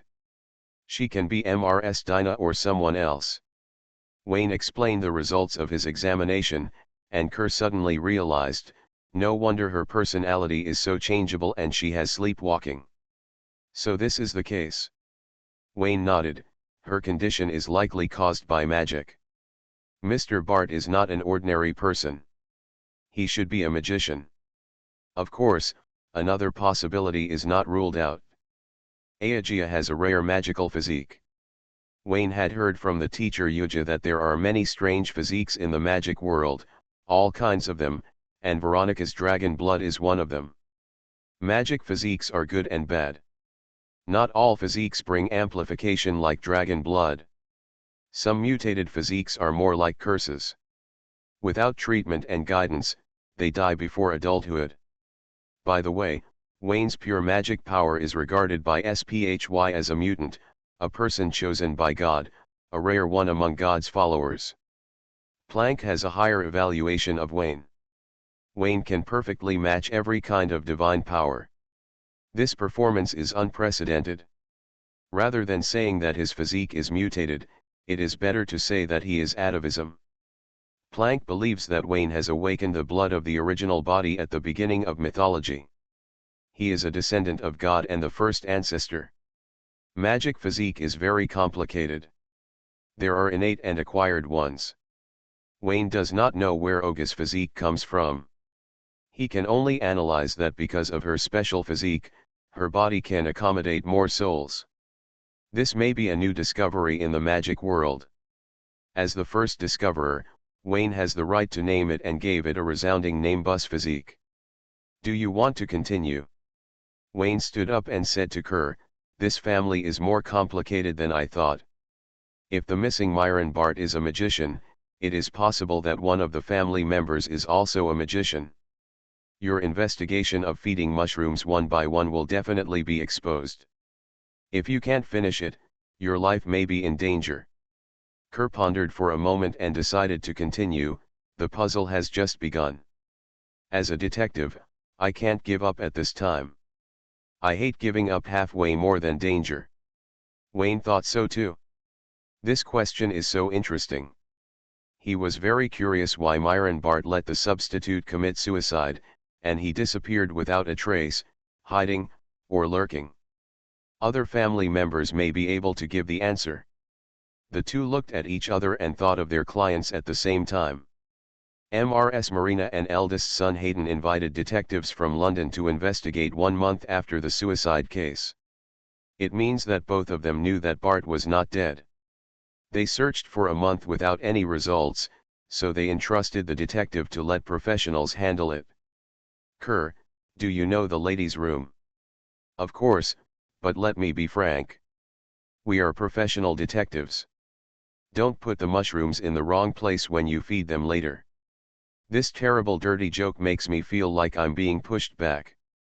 Kerr may not be a serious person, but as a detective, his craftsmanship is undoubtedly qualified. With a small wire, he easily opened the door of Mrs. Marina's room. Wayne just watched from the side. Kerr was responsible for the charge, and he was the rear guard. In the case of not knowing who the magician was, this division of labor made it easier for him to collect Kerr's body. The result was not very good, and it was a waste. Mrs. Marina's bedroom was empty.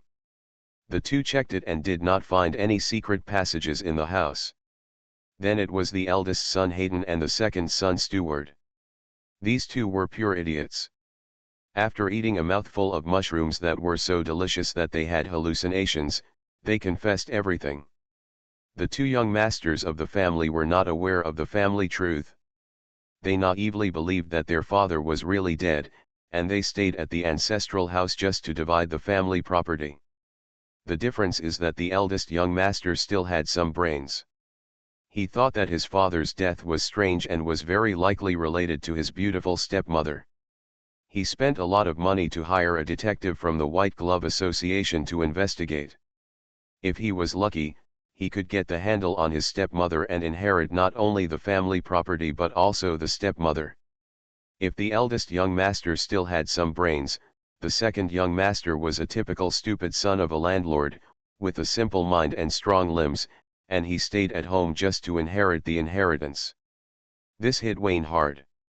When he learned that the second young master was a failed student, he was optimistic about this stock and thought that the second young master would defeat all competitors and finally win the silver bracelet. The result is like this. The fact was a slap in the face. Wayne had overthought and he also failed. The sports students who failed and the art students who failed were not at the same level at all. The two came to the door of the last family member, the third daughter Heidi, the eldest lady of the Bart family. Kerr skillfully picked the door and slid the lock, followed closely by Wayne. As soon as he closed the door, he noticed something was wrong. As far as the smell was concerned, Mrs. Marina was also there. He held Kerr's shoulders and made a few simple gestures, which came from the original body's muscle memory, indicating that there was more than one person in the back bedroom. Kerr was a little surprised. He understood Wayne's gesture, picked out a mushroom, and affirmed the professionalism of his colleague. Kerr, the detective profession is full of talents, but brother, you are no ordinary person either. Wayne, each other. The two sneaked into the back room in the dark. The large bed in the center of the bedroom was classic and luxurious.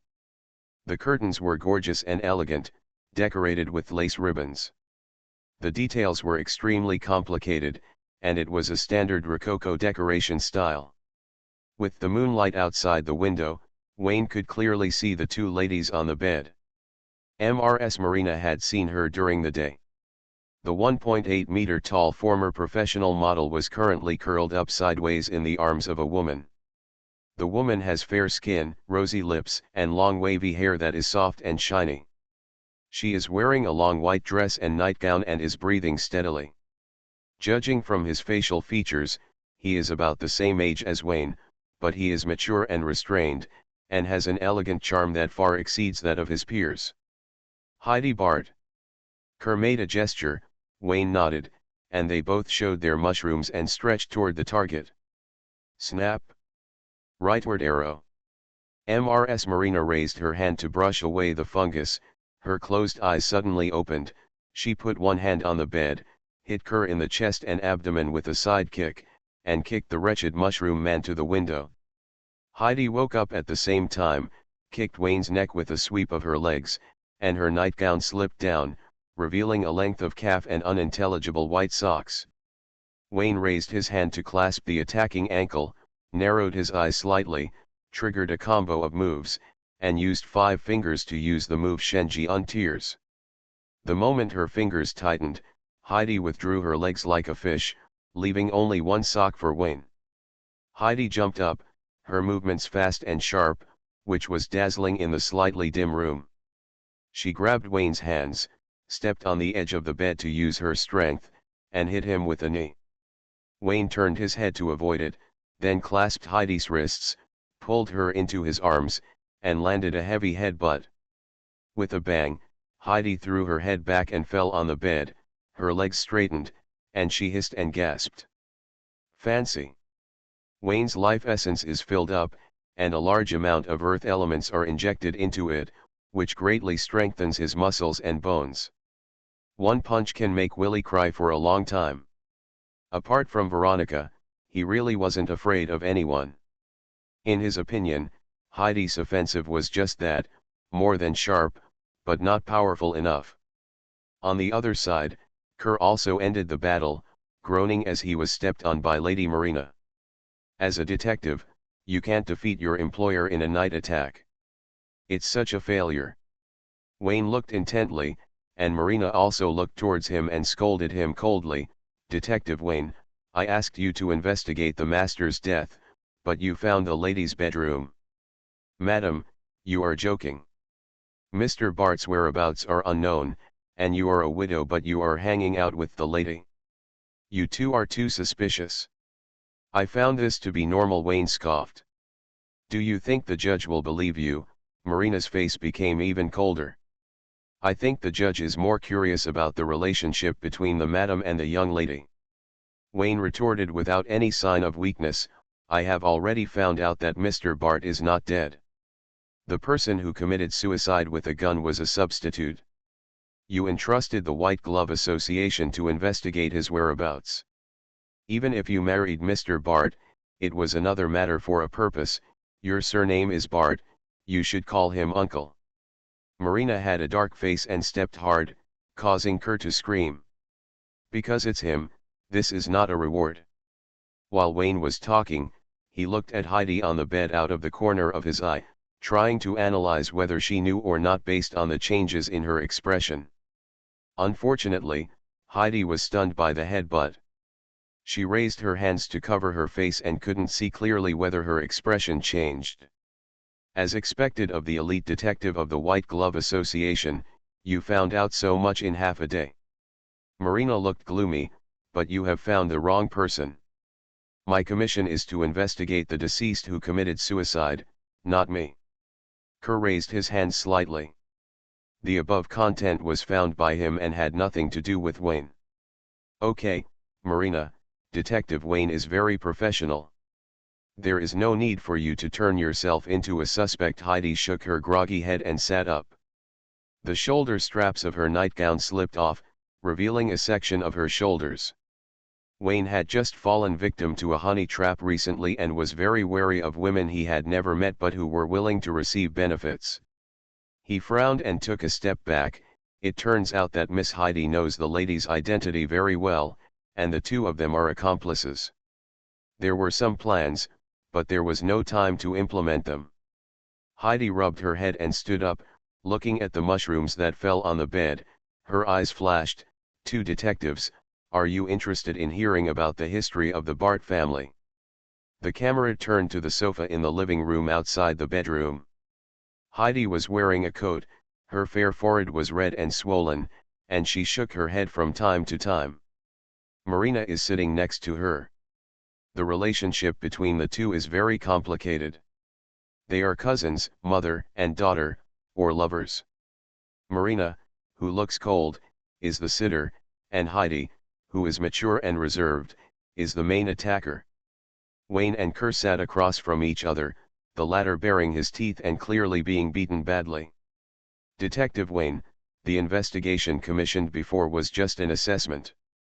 My father Bart is indeed still alive. I wonder if you are still interested in continuing the investigation and finding out where he is hiding, Heidi said. What about me? I also passed the exam, Kerr complained. I am not your client and have no right to ask, but if you are willing, I am happy for you to continue the investigation. Heidi observed the two detectives and saw that they had no idea of rejection. She smiled and said, when it comes to my father's disappearance, I have to mention the Bart family's beliefs. According to family history, we were servants of the devil and believed in hell. The blood tyrant. Blood faith. The evil god from hell. Wayne's expression remained unchanged as he thought of the MP from London City, a monster bathed in a sea of blood. No matter how it is whitewashed, the belief in hell is evil. The successive heads of the family know this very well, so after getting the first pot of gold, our Bart family gave up the belief in blood and instead bathed in the glory of the Father. Down. Heidi continued, faith is a brand, a curse inherited in the blood. Every family head will hear the whispers of the evil god in the dead of night. They will dream of a hell of blood, and they will dream that they are played by the evil god and tortured. No one has ever lived long. Different from the self-perception of other family heads, my father is a complete bastard. He doesn't mind regaining his belief in blood. As long as he can make money, he is willing to make deals with the devil. 2 years ago, his body was aging rapidly and his condition was getting worse day by day. He was afraid of death and thought of the devil in his dream, intending to trade with him in exchange for life. As he spoke, Heidi's voice became gloomy. My two brothers have been away from home for many years and rarely settled on Long's Inn Island, so he once discussed this matter with me. I didn't agree at the time. Maybe he gets a long life, but the descendants of the family will definitely pay for it. Later, my father's health gradually improved. He did not listen to the advice and made a deal with the devil. For the sake of the family, I decided to imprison him. Before I did anything, he disappeared. Heidi looked at the two detectives. It took me a long time to find him, so I had to ask the magic world for help. These two are magicians, right? What an accurate vision. Kerr nodded and admitted with bared teeth. Wayne said nothing. I'm an ordinary person who can't find my father's hiding place. You two are magicians and professional detectives. You can definitely gain something. I hope you can save the Bart family. Heidi solemnly issued a commission. No, the beliefs related to the devil are very troublesome. I suggest Heidi seek help from the Holy See. They are more professional in dealing with devils, Kerr suggested. Then the Bart family is finished. Heidi smiled bitterly and shook her head. Seeing that the two detectives were still hesitating, she said bluntly, don't worry, I only ask you to find your father's hiding place. I have no intention of letting you face the devil. I will deal with the aftermath on behalf of the Bart family with full authority. If that's the case. In the middle of Kerr's words, Wayne interrupted directly, Miss Heidi, can you tell me what kind of deal Mr. Bart made with the devil? My father didn't say much. The devil asked him to look for something. What? The legacy of the dragon's great secret treasure. Restarting the myth. Author, Fengchao Huang. Chapter 97. Kerr's heartbeat quickened when he heard about the dragon's secret treasure, and he was about to agree on the spot. Wayne elbowed him and dragged him out of the house by the collar. The risk is too great, we have to think about it, it's late at night, I won't disturb you two to rest, I will give you a reply tomorrow night. When they came to Kerr's bedroom, the latter closed the door and raised his eyebrows and said, Wayne, that's the dragon's secret treasure, aren't you tempted? Wayne shook his head, checked Kerr's room, confirmed that there were no ears on the wall, and then said, of course I am tempted, I can't wait to agree to it. You are asking for a higher price, right? Why are you like a street prostitute? What a good analogy, don't compare it next time. Wayne rolled his eyes wildly, almost unable to hold back, and said bluntly, you also know that it is the dragon's treasure. That woman is full of scheming. There is no reason for her to casually reveal such important information. It can only be said that the risk is too great. She knows that she can't afford it, so she asked the two of us to share the risk. I know that she lacks a chess piece to explore the way. It is very likely that she already knows where Mr. Bart is hiding, but I have to admit that I am willing to take the bait. Kerr poured Wayne a cup of tea. I took the bait too. Wayne agreed. That is the legacy of the dragon. Anyone who came here would rub their hands. Dragonheart Island, the great secret treasure of the dragon, Wayne has already believed more than half of it. The word dragon seems to have magic. When it comes to dragons, people first think of diamond jewelry and precious metals. As a magician, Wayne has extended his fantasy about magic props based on the treasure. The reason why he only believed more than half of it and not all of it is because Wayne remembered that Chris once said that there are no dragons in the chosen continent. Where would the dragon blood come from without a dragon? Wayne regretted not asking clearly at the time. Dragonheart Island was too far from London to contact directly by phone. He could send a telegram, but it would take a while to find a contact. If he wrote a letter, it would be better to take a boat trip. Wayne was helpless and discussed the case with Kerr. The famous detective was full of drama. Wayne suspected that he had other information that he didn't share. Mrs. Dinosaur said that Mr. Bart had been hiding in the manor, even in this big house. I think it is necessary to investigate, Kerr suggested. Wayne neither agreed nor disagreed. It was very likely that there was a secret passage in the manor. It was not surprising that rich people cherished their lives, but Heidi, who was as smart as Heidi, didn't find Mr. Bart's hiding place. The two outsiders. Hey, don't say it, it's really possible. It is not ruled out that Heidi has always known Mr. Bart's hiding place, but she was afraid to enter for some reason. The two discussed for a while, and Wayne returned to his room. Kerr decided to follow Heidi tomorrow and go to the Bart family's company to find out the bottom.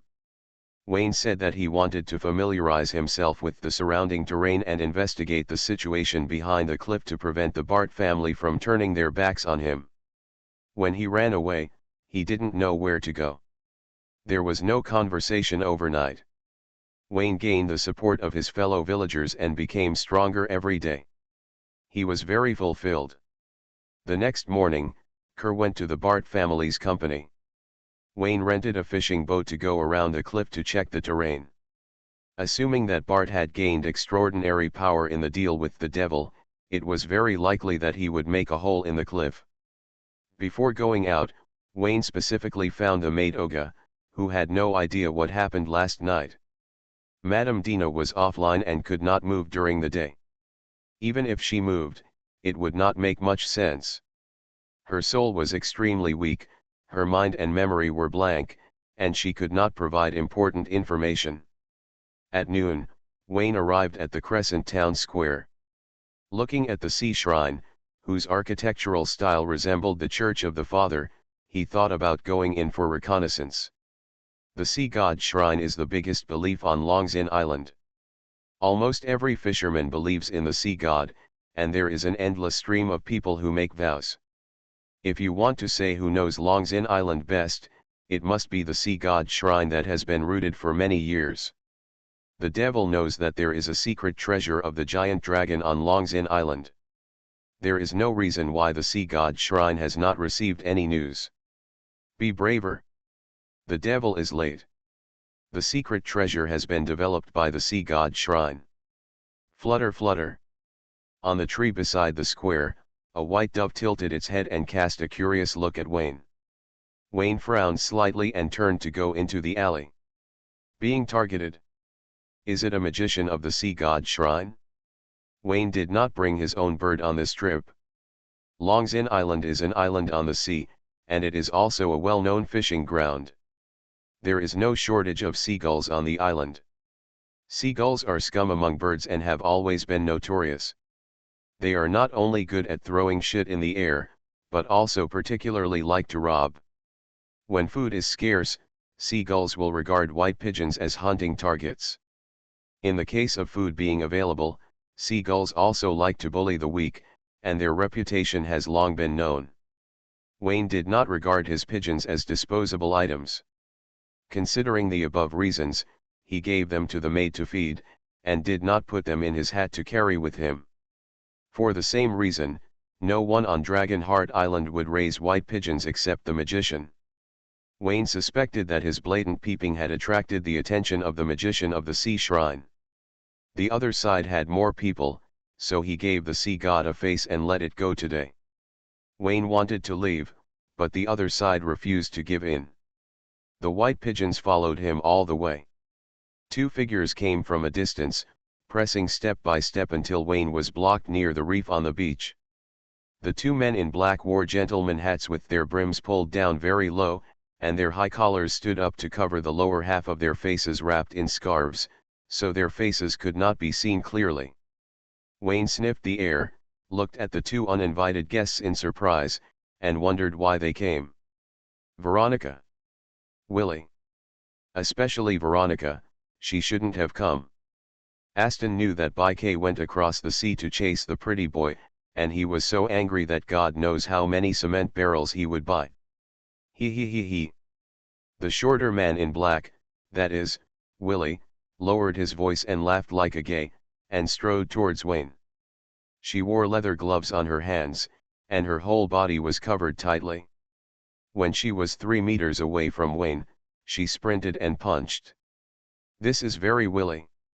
Okay, you like to play like this, right? Wayne raised his eyebrows, and his fist was soft and weak. It was purely a prank. In this case, he could only be prepared.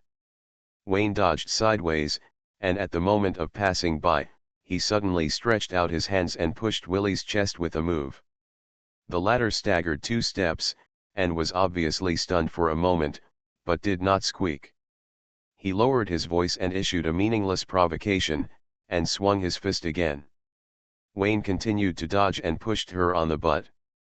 Willie wanted to continue pushing, but Veronica couldn't bear it anymore.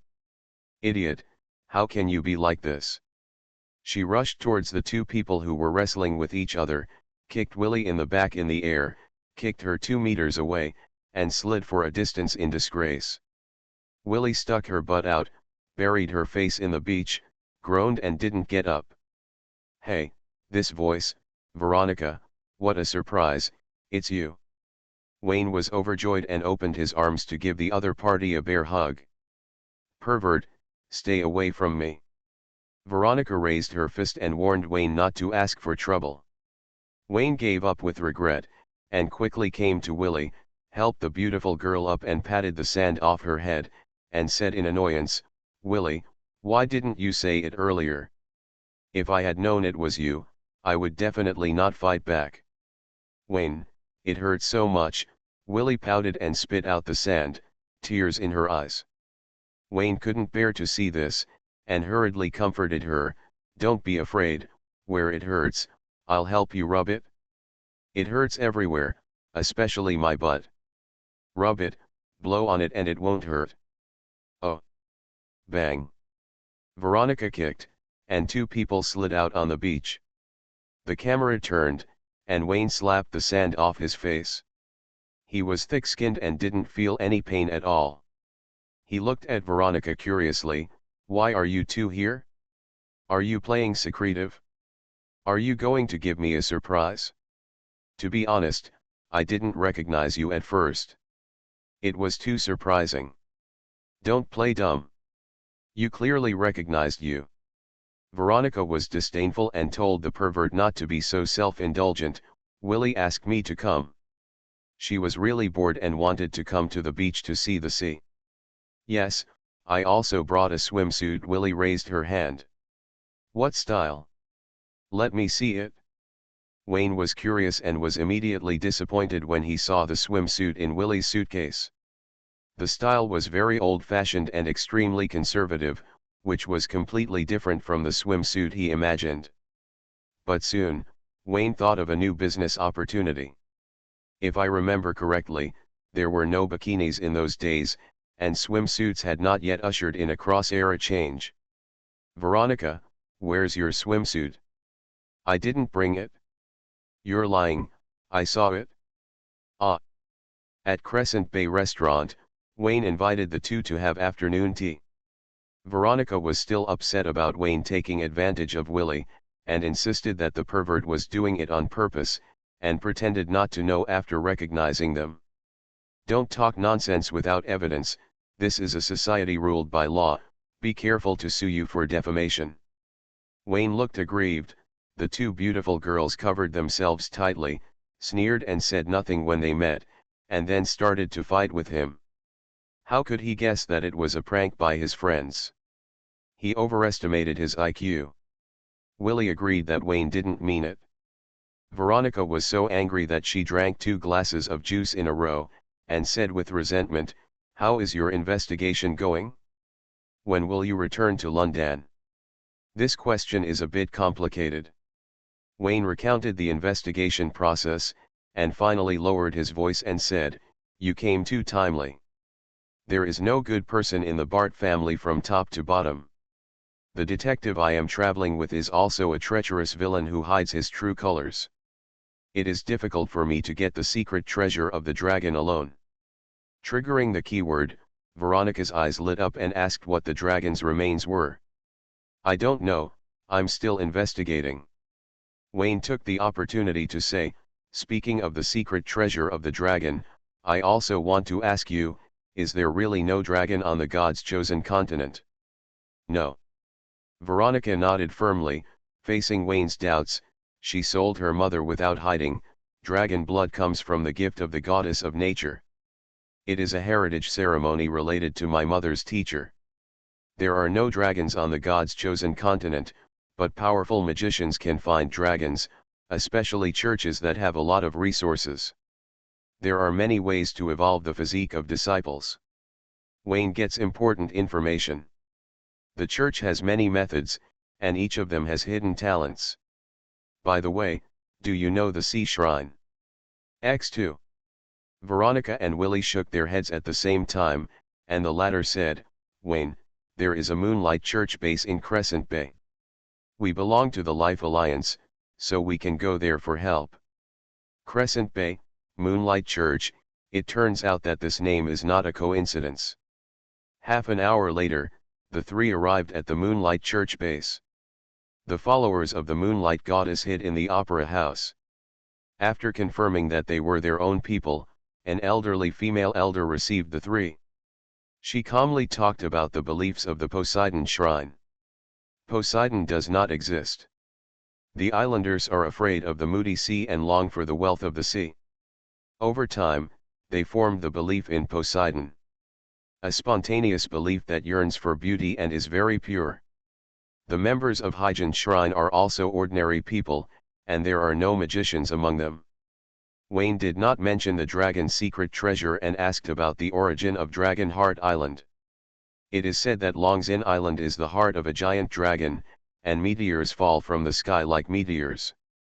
But this is a legend and cannot be believed to be true. The female elder took out a geography magazine.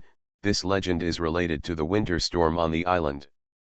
People say that it is the dragon is roaring, coupled with the shape of the island, hence the name Dragon Heart Island. Wayne flipped through the geography magazine, looked down at the map of Dragon Heart Island, and locked the location of Bart Manor. He wanted to ask something else, but the female elder had already left.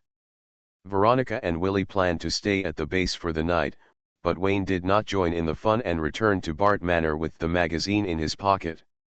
Soon, Kerr came to the door. There is a problem with the location of the Bart family's company. I did some research today. The new company was built 2 years ago, which coincided with Mr. Bart's improvement in health. Kerr's eyes flashed. He is most likely hiding in the company. Heidi also knows this. It is impossible for her to know nothing. Wayne didn't say anything, but the haunted maid last night said that Mr. Bart had been at the manor house. These two clues were obviously contradictory. Mr. Bart is hiding in the company. Heidi is not a magician. She cannot activate the magic mechanism. She pretends not to know anything and puts us at risk. Kerr said seriously, "What do you think? Should we continue to wait, or take the initiative?" "My preference is to keep waiting." Wayne responded, guessing that Kerr thought the same way, otherwise he would have been so kind to share the information. After all, Kerr is just looking for cannon fodder for himself. Bah, vile. Kerr nodded. Coincidentally, he also thought it would be better to wait. The dragon's treasure is certainly tempting, but you only have one life. There is no reason to rush forward despite knowing that there is danger. I have heard a little bit about the Bart family's beliefs and the blood faith. Some time ago, several congressmen in London went crazy. Have you heard about it? I've heard a little bit about it, but I don't know much about it. Wayne asked curiously, "How can I put it this way? I have always suspected that this matter is not simple. Is there any other secret? I know several devout nuns in the Heavenly Father's church. The followers of the evil god of hell have been very active in recent years. The Heavenly Father's church is short of manpower and is ready to seek help from other churches." Kerr whispered. This was confidential, and warned Wayne not to rumor has it.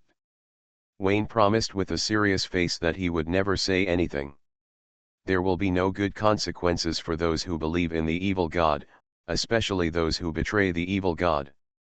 There is a curse on the Bart family. Heidi must be more anxious than us. Kerr speculated, I bet she will stumble upon Mr. Bart's hideout in a few days and invite us to come along.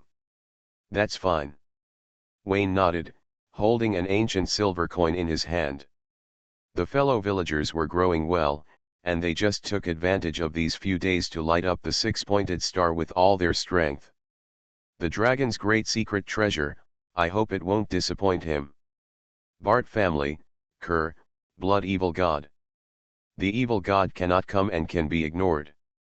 Wayne calculated in his mind that he still had 2 ambushes, so he had a great chance of winning by taking advantage of the enemy. Sorry everyone, this is the rule, winner takes all. Restarting the myth. Author, Fengchao Huang. Chapter 98. On August 16, all the hexagrams in Wayne's body lit up, 2 days earlier than he estimated. Asterisk asterisk asterisk colon. Asterisk dot colon. The 4 elements in the gray space have a huge reserve, an extremely exaggerated number, so exaggerated that even if Wayne tries his best to get them, the other party can easily satisfy his desire. This is undoubtedly good news for Wayne. He has been satisfied, but the Book of Greed has not yet satisfied him. The bottomless pits of the magic eyes in the 4 corners of the cover cannot be filled. Without the gray space, Wayne can't imagine who can satisfy this gluttony. You can't be a gigolo for the goddess, right? It's not impossible, it's good to have both sides. From another perspective, this is also bad news for Wayne. His plug-in is congenitally insufficient and needs to be reshaped. The ancient silver coin is Planck's token, and the other party will take it back sooner or later. Moreover, Wayne is really afraid that the Book of Greed will drain the gray space. Geniuses will be sought after, monsters will only be put on the dissection table. If the gray space is really drained, I am afraid that Gangplank will not be so easy to talk to. For now, the gray space is very large, and the Book of Greed is just an anthole on a 1,000-mile dam. It will not cause qualitative changes in a short time. It can still be drained. Wayne has imagined transforming into a Death Knight and taking the ancient silver coins from Gangplank or Austin. The benefits belong to him and the blame belongs to the Death Knight. But he was afraid that the Free Mage Alliance would have other tricks and could not connect to the gray space after taking the ancient silver coins, so he had to regretfully give up this idea. He is still too weak. Only the weak will look ahead and behind, while the strong don't need to use their brains. A sentence of those with virtue will occupy it will be done. Compared with the Dark Knight, Wayne wants to be the son of Krypton. What connotation and depth do you want? Brainless fun is really fun. Let's talk about the hexagram in Wayne's body. The lighting of all the hexagrams can only mean that he has gotten rid of the concept of beginners, but it does not mean that the hexagrams can be connected and formed immediately. He still needs to absorb elements, and when the 6 elements of earth, fire, water, wind, space, and self in his body reach a perfect balance, everything will come naturally, and the hexagram will take shape by itself. The key lies in balance. Every magician has different balance indicators. Some people have strong desires, while others have few desires. Wayne has so many fire elements in his body that he is definitely the kind with strong desires. Wayne has already laid down. At first, he was very afraid of the description of the lustful in the book and Sci-fi.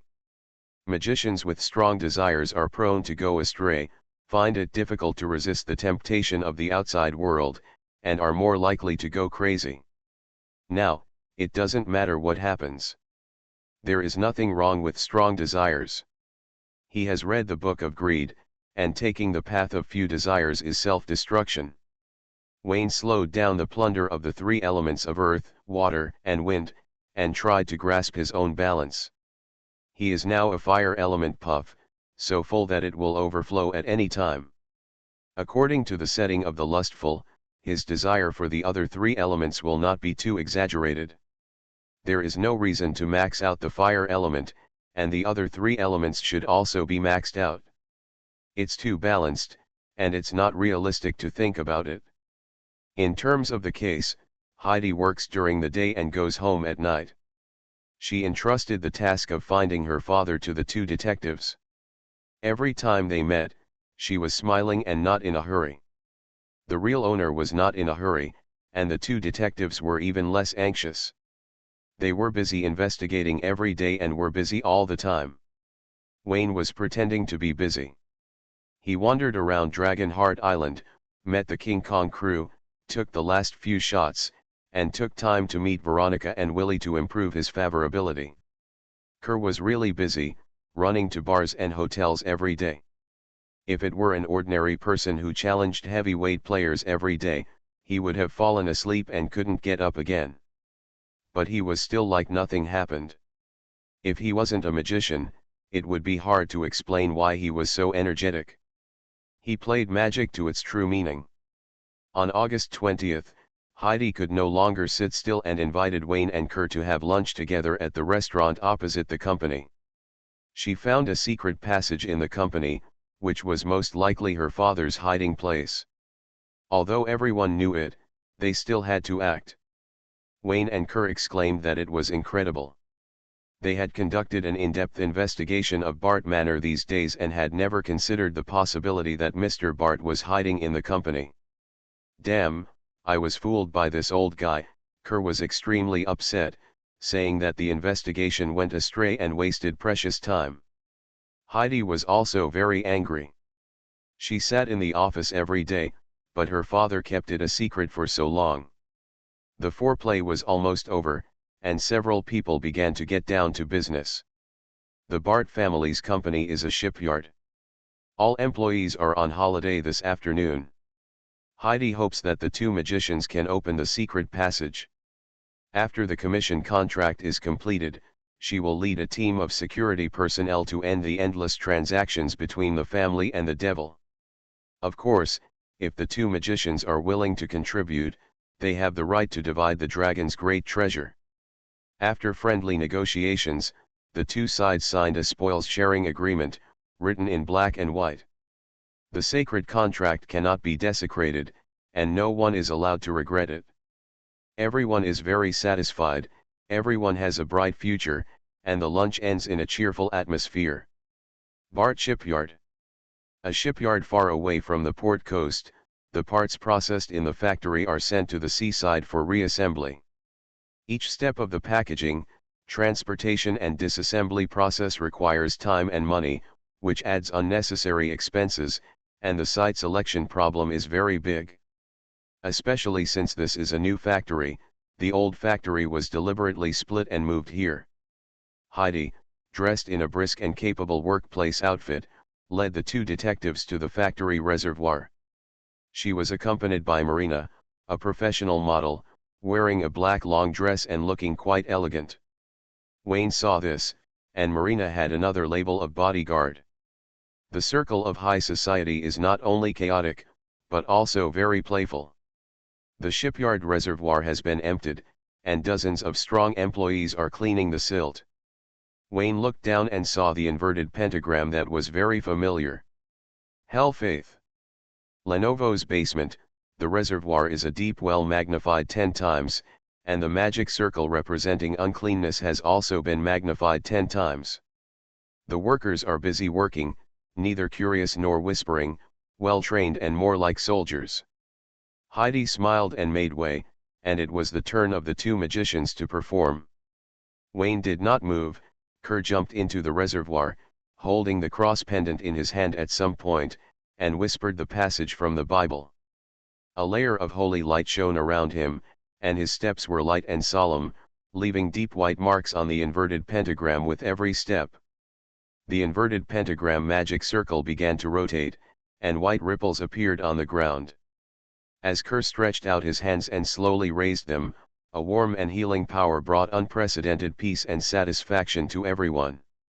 At this moment, Kerr was as holy as an angel. Wayne. It is difficult to feel immersive when pressing the F key to enter the tank angel. I must have been dazzled just now. The inverted pentagram rotated into an orthodox pentagram, and the holy light disk machine dispersed evil and also dispelled the demon's protective power. The bricks and stones under the reservoir began to collapse, revealing a spiral descending passage. Kerr lightly jumped to Heidi's side, his eyes were filled with holiness, and with that extremely charming face, it was no exaggeration to call himself an angel. Heidi's breathing had already accelerated a little. Kerr showed off his muscles a little, and Heidi's attitude was obviously much more respectful. The workers brought wooden boxes, opened them with crowbars and took out submachine guns. In just 2 minutes, a team of soldiers armed with live ammunition were ready to go.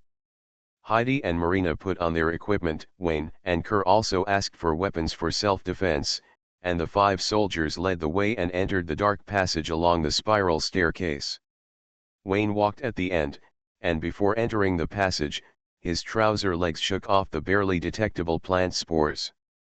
He observed the carvings on the walls of the passage, which were all descriptions related to suffering and punishment, which reminded him of hell. They were standing at the entrance of hell, and the bottomless abyss below connected to hell. The bottomless abyss was only 20 meters, and the flashlight shone directly to the bottom. A wall blocked everyone's way. There was a blood totem painted on the wall, indicating that this place had been marked by the evil god, warning the visitors to leave as soon as possible. On the left and right sides of the totem, there were simple paintings of the evil god descending to the world, dark clouds covering the sky above the city, the storm roaring, the waves rolling high, and the dark body standing on the earth. Kerr studied the murals repeatedly and whispered to Wayne, "I have seen similar murals in the ancient books of the Heavenly Father Church. The situation is a bit tricky. The deal between the Bart family and the devil is probably not as simple as the dragon relics. Your identity is even more complicated. Tell me, are you an investigator of the Heavenly Father Church?" Wayne shrugged. He was a newbie and had not yet figured out his own life alliance. The belief in heaven and hell was beyond the scope. Heidi sighed, the soldiers couldn't find the mechanism to open the wall, and were estimating the thickness of the wall to prepare explosives. Kerr's scalp tingled when he saw it, and he took the initiative to step forward and tell the way to open the mechanism. "It's not that troublesome. The blood of the Bart family members can be used. Don't use explosives at every turn." Marina drew out a dagger and cut a knife on the back of her hand. According to Kerr's instructions, blood dripped into the blood totem. Boom boom boom. The sound of the gears turning came from below, and the ground under the feet of everyone suddenly collapsed, the wind pressure roared, and the irresistible suction came, sucking them all into the darkness. On the other side, two golden retrievers got wind of the news and came to the deserted shipyard. They arrived at the spiral passage safely. Willie turned on the flashlight, threw a stone to ask for directions, and came to the totem wall with Veronica. After only 2 minutes, the collapsed ground was restored to its original state, without any trace of damage. The totem murals on the wall also changed. There was no blood faith, no evil god was painted, and instead, it was a simplified evil dragon with bared fangs and claws. The evil dragon soared in the sky, and 9 knights stood on the earth. The two sides started a brutal fight, and a knight holding a long sword split the chest and abdomen of the evil dragon. The tragic battle collapsed a world, and the 9 knights were exiled by the whirlpools. The dragon wailed and covered its chest, and its heart fell and disappeared. Willie looked at the golden knight with shining eyes, humming and ha-ha, making the same posture as in the mural, and poked Veronica's chest with the sword. "Evil dragon, take my sword." Bang. After being stabbed, he squatted on the ground with his head covered, and never mentioned slaying dragons again.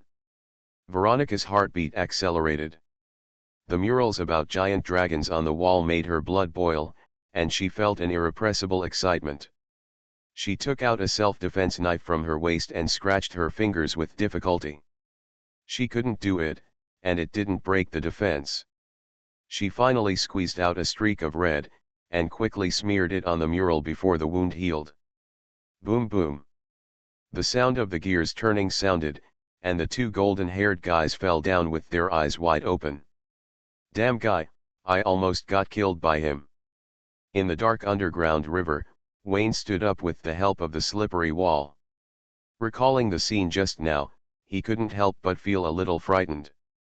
After the ground collapsed, a group of people fell into the waterway slide and were washed away by the waterways that extended in all directions. Wayne thought a lot, but he didn't expect that the magic trap would be related to the rapid descent.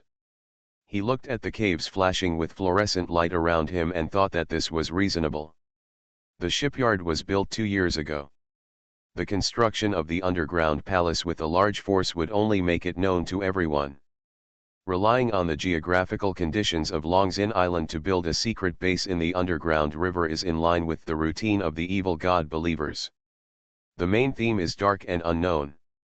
The underground waterway is dark, and Wayne has supervision. With the help of fluorescent reflection, he can see the complex cave clearly. He waited for a while. If he was lucky, he might wait for the beautiful girls who fell from the sky, or two, and they were still wet. But his luck was very average. He waited for half an hour and didn't see anyone. It should be another fork in the road. Well, so much time has passed, and the road that should be taken has been completed by others for me. Wayne waded forward, the water flowed over his knees, the resistance was great and the footing was slippery. He used his supervision and sense of smell to speed up his journey and soon caught Kerr's scent. Of all the people, Wayne was most optimistic about Kerr, and therefore, when he saw the bottomless cliff at the end of the smell, he couldn't help but fall into speechlessness. Wayne didn't believe that Kerr was so cold, and guessed that the water flow washed away the others' clothes. Without the guidance of an important person, Wayne could only rely on his own exploration. He first returned along the original route, and then walked along the spacious cave. 2 minutes later, there was no slippery road under his feet, and he stepped onto the flat rocky terrain. After walking hundreds of steps, the front suddenly opened up, and there was a heat in the air. The color of the surrounding rock walls gradually deepened, and the dark red seemed to be soaked in blood. The closer you get to the middle, the deeper the blood color, and the hotter the air. Wayne sniffed, stopped, and waited quietly. Marina appeared with a submachine gun. Her long hair tied at the back of her head was washed away by the water, half dried and hanging on her shoulders. Her long skirt was torn into a short skirt, revealing 2 straight and tight long legs, which made it convenient for her to move freely in the narrow environment. Seeing Wayne alone, Marina frowned slightly and asked, "Detective Wayne, where is Detective Kerr, who is inseparable from you?" "I don't know, I lost contact with him." "It's a pity, I still ask you two to continue to help." "Who said it wasn't?" Wayne and Marina were not familiar with each other, and they couldn't find a common topic. They chatted a little bit, always keeping a certain distance. Gradually, the footsteps around them increased. More than a dozen soldiers surrounded Wayne with live ammunition and pointed their guns at Wayne without saying a word. The atmosphere was solemn, and the hot air was even more oppressive, making breathing rapid. Wayne sighed, "Mrs. Marina, the expedition has just begun. We haven't seen the treasure yet. Is it necessary to rush to kill each other? Then you must have the strength to see the treasure." The 2 detectives who came from London, Kerr proved himself to be a powerful magician, but Wayne did not. He only showed the professionalism of a detective, being cautious and careful not to make big mistakes. "The river has been crossed, it's time to demolish the bridge." Marina's face was cold and she taunted, "Detective Wayne, I'm waiting for my teammates." "What are you waiting for, Detective Kerr?" "No, I'm waiting for the flowers to bloom." Wayne's voice turned cold, and a hot wind blew through the whole place. "You are listening to Novels at Bless Up channel. Wish you happiness and luck. Please subscribe to receive new novels. How do you feel about this novel? Please like and leave a comment." Restarting the Myth. Author, Fengchao Huang. Chapter 99. The hot wind swept through the shadowless spores, and green light that was imperceptible to the naked eye scattered in all directions. Marina turned and left, waving for everyone to shoot. Scattered gunshots rang out, and more were screams of terror. Marina's heart skipped a beat, and she turned around with her submachine gun in hand. She was so heavy that her feet seemed to be stuck in a swamp. She turned around forcefully and lost her balance, falling directly to the ground. Marina looked at the fungi surging on her body in horror.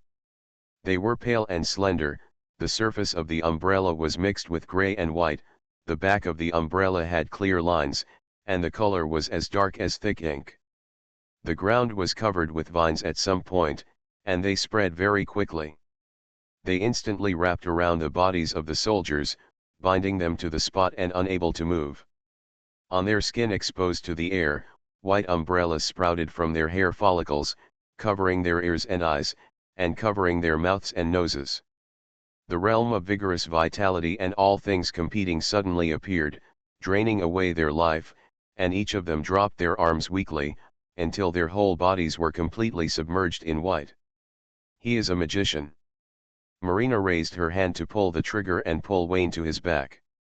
She lost sight of the other person's figure, and mushrooms grew, opening her mouth and nose and coming out. Before she had time to struggle, she was overcome by intense exhaustion. Lost consciousness. Wayne stood in the corner and shook his head silently. Although he knew that this would happen sooner or later, as an outsider, he preferred that the Bart family kill each other. At least his death was worth something. After dealing with a group of ambushes, Wayne continued to move forward. He waved his hand to push away a piece of spores, and learned to use plants to expand his field of vision without any teacher. Wayne had not formally studied the magic of the natural church, and developed several sets of formulas on his own based on the descriptions in the books. The formula is not complicated and you can easily solve the problem and derive the answer. This is for Wayne. With the help of the Book of Greed, he can easily perform magic linked to faith. If it were another magician, the problem-solving formula would undoubtedly be much more complicated. In the center of the corridor extending in all directions, the hot environment is like a fire, and the red walls flicker on and off, like a silently beating heart. If the complex rock mass is the heart, then the extending cave channels are the blood vessels. After countless years of silence, the flesh and blood turned into solid stone, and the blood settled in it. Only the hot vitality remained unquenched. The deepest part of the rock mass represents the position of the ventricle of the heart. Complex magic arrays are stacked one on top of another, with each layer 10 centimeters apart, stacking a total of 9 meters. The magic array is like a funnel from top to bottom. The uppermost magic array draws fire-colored air waves. The bright red lines penetrate the layers of magic arrays and descend, precipitating the purest golden juice. Reshape dragon blood. The middle-aged man guarding the magic circle was wearing a black robe. He made a deal with the devil and not only regained his youth, but also obtained the magic power of blood. Myron Bart. But at this moment, Mr. Bart has nothing to do with the word youth. His hair is gray and his body is like a dead tree. The hot environment has roasted him into a mummy. His bulging eyeballs are dim and have no pupils, making it difficult to believe that he is still alive. The reason why he has not yet died is because of the power exchanged from the devil.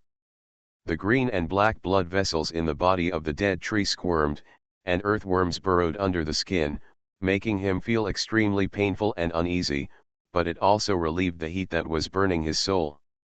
All I can say is that it hurts and makes me happy. Bart regretted it very much at this time. He had indeed gained his youth. The devil did not break the promise, but the devil did not say that he would sacrifice all his youth. The devil sells nothing but regret medicine. At this point, Bart can only go to the dark side and pray that the devil can fulfill his final promise. Fragmented footsteps came. Bart turned his head to look with difficulty, his eyelids cut through his dry eyes, and he saw a group of soldiers with live ammunition, led by his daughter Heidi. Heidi was so hot that she threw away her coat and wore only a white shirt. She looked at the complex magic circle, her eyes flashed with greed, and then she looked at the black-robed magician sitting there. "Father, I finally found you." "Heidi, you shouldn't be here," Bart said hoarsely. "As you can see, this is the end of a deal with the devil. It's not that I don't want to share it with you, but the family needs someone to inherit it. You are the most outstanding successor of this generation. Leave and be a good businessman, don't set foot in the world of magic." "I'm afraid this won't work." Heidi's face showed enthusiasm, and she raised her hand to brush her belly. "The faith of blood has intercourse with me in my dream. Give me the dragon's blood, and I will give birth to a child of God, and the family will usher in unprecedented prosperity." Bart was silent and didn't know how to deal with it. He tried to stop his daughter, but unfortunately, the other party still came over. Making a deal with the devil is like betting. Everyone knows that this is wrong. Happiness is only temporary. If you continue, you will only hurt yourself. It is too late to stop now, but no one can refuse the short-term temptation. Happiness lasts for 1 second. Afterwards, they will fall into immense self-blame and regret. Take Bart, for example, who longed for youth and gave the devil an opportunity. After the transaction, he learned all of the devil's plans and tried his best to push his daughter to safety. It's not that he loves this daughter very much. It's just that his two sons are too useless. In order for the family to pass on, he must do this. It turns out that this is the answer to the mystery. An old father who regrets his deal with the devil, a daughter who is getting deeper and deeper into trouble, and an evil god who wants to come to the world. A voice interrupted the father and daughter. Kerr panted and walked into the ventricle from another corridor, unbuttoned his shirt, and complained about the bad environment. The soldiers pointed their guns at Kerr, and as Heidi gave the order, the sound of bullets continued. After a round of bullets were fired, Kerr stood on the spot unscathed. He shook his increasingly transparent arm and disappeared with a smile. Immediately afterwards, another Kerr came out, smiled and said to everyone, "Stop shooting. In such a hot environment, exploding the barrel will only hurt yourselves. I didn't ambush you." Heidi's face was livid, her eyes were filled with blood, and after a low growl, she tore open the white shirt on her chest.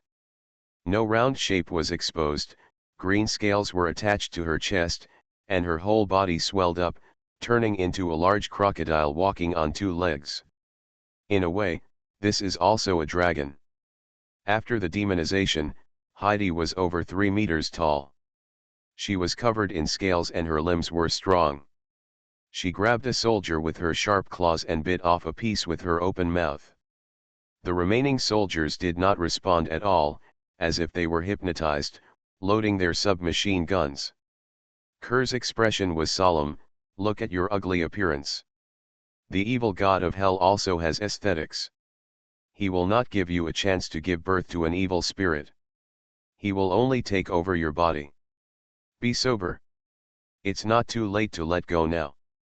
Heidi roared angrily, and was greatly stimulated by the truth. She waved the bloody wave with her sharp claws and slammed into Kerr. Kerr deflected the phantom, teasing Heidi, who only knew how to use brute force, like a bullfight. At the same time, he did not forget to uncover the scars and rub salt into it, mocking Heidi's wishful thinking. Many beauties, like Heidi, think that their beauty and wisdom can win the favor of the devil, but they don't know that the devil never lacks beautiful lovers. Does the succubus know that she is a real beauty? As he talked, Kerr couldn't go on. The evil god who complained about hell had also been brainwashed by public aesthetics. The hell of secularization will end sooner or later. Ho ho ho ho.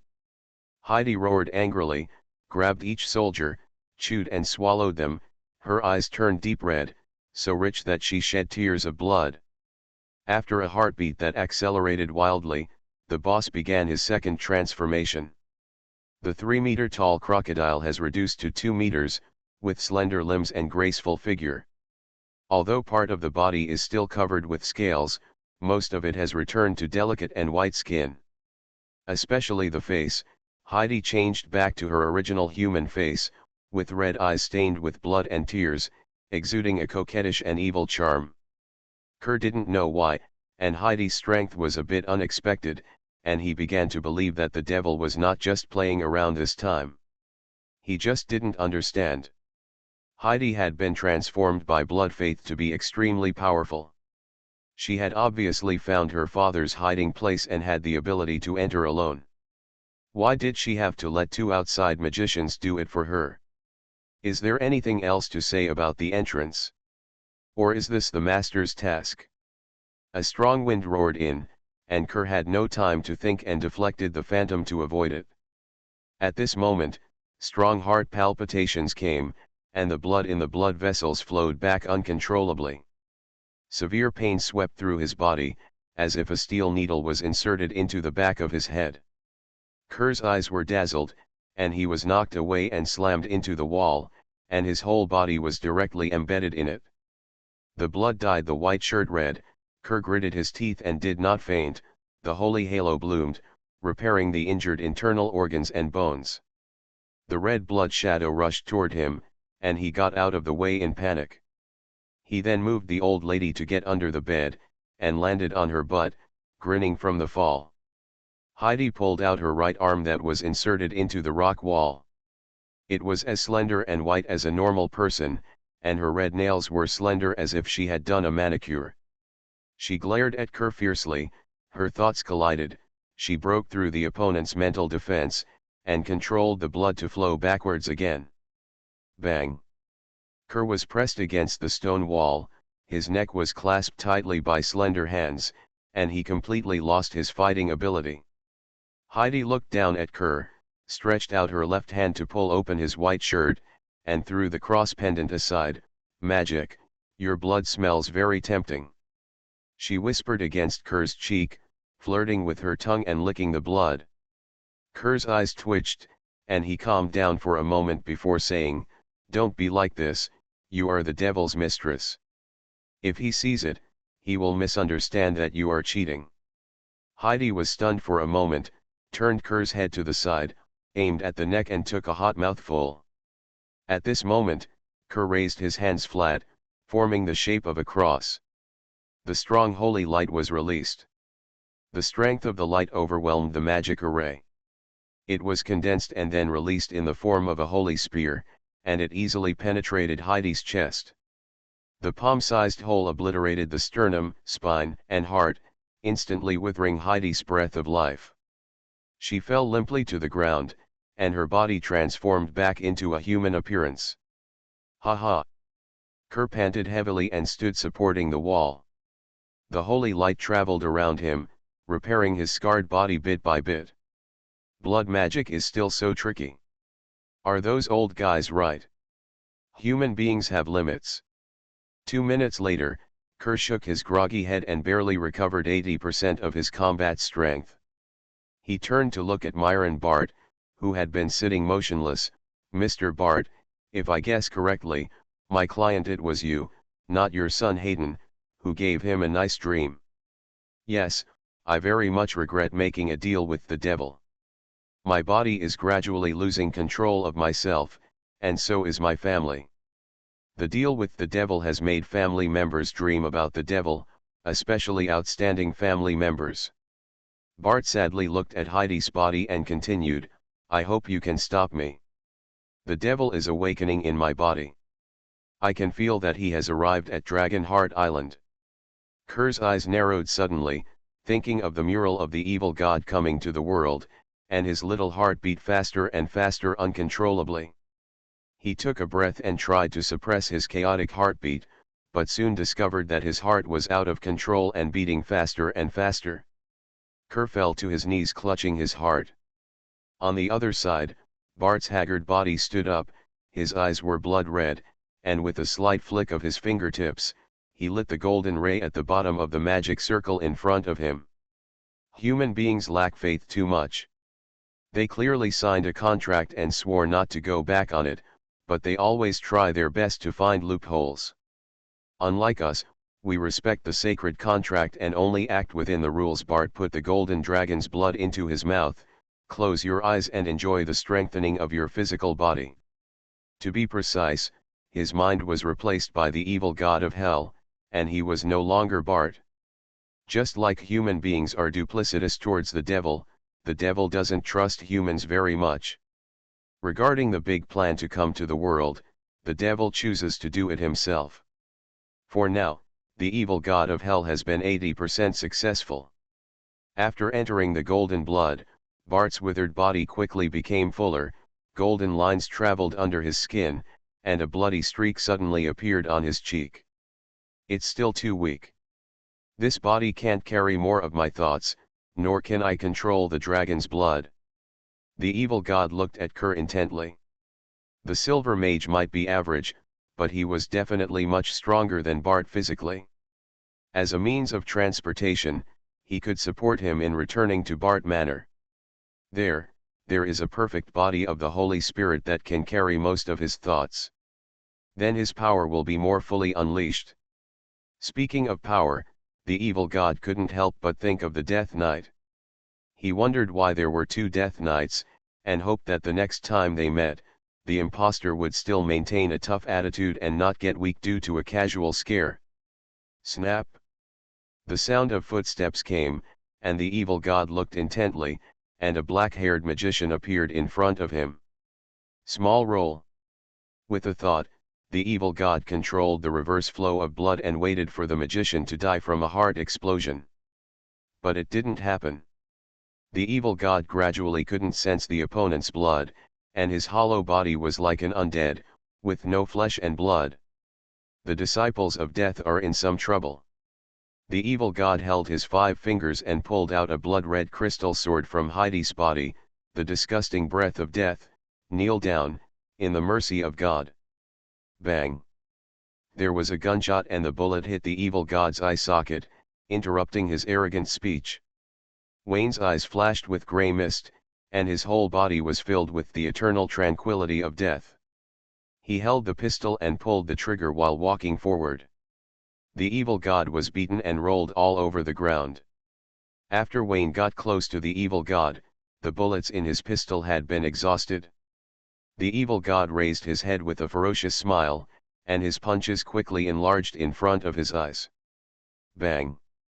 There was a muffled sound of skull cracking, and half of the evil god's head was smashed into pieces.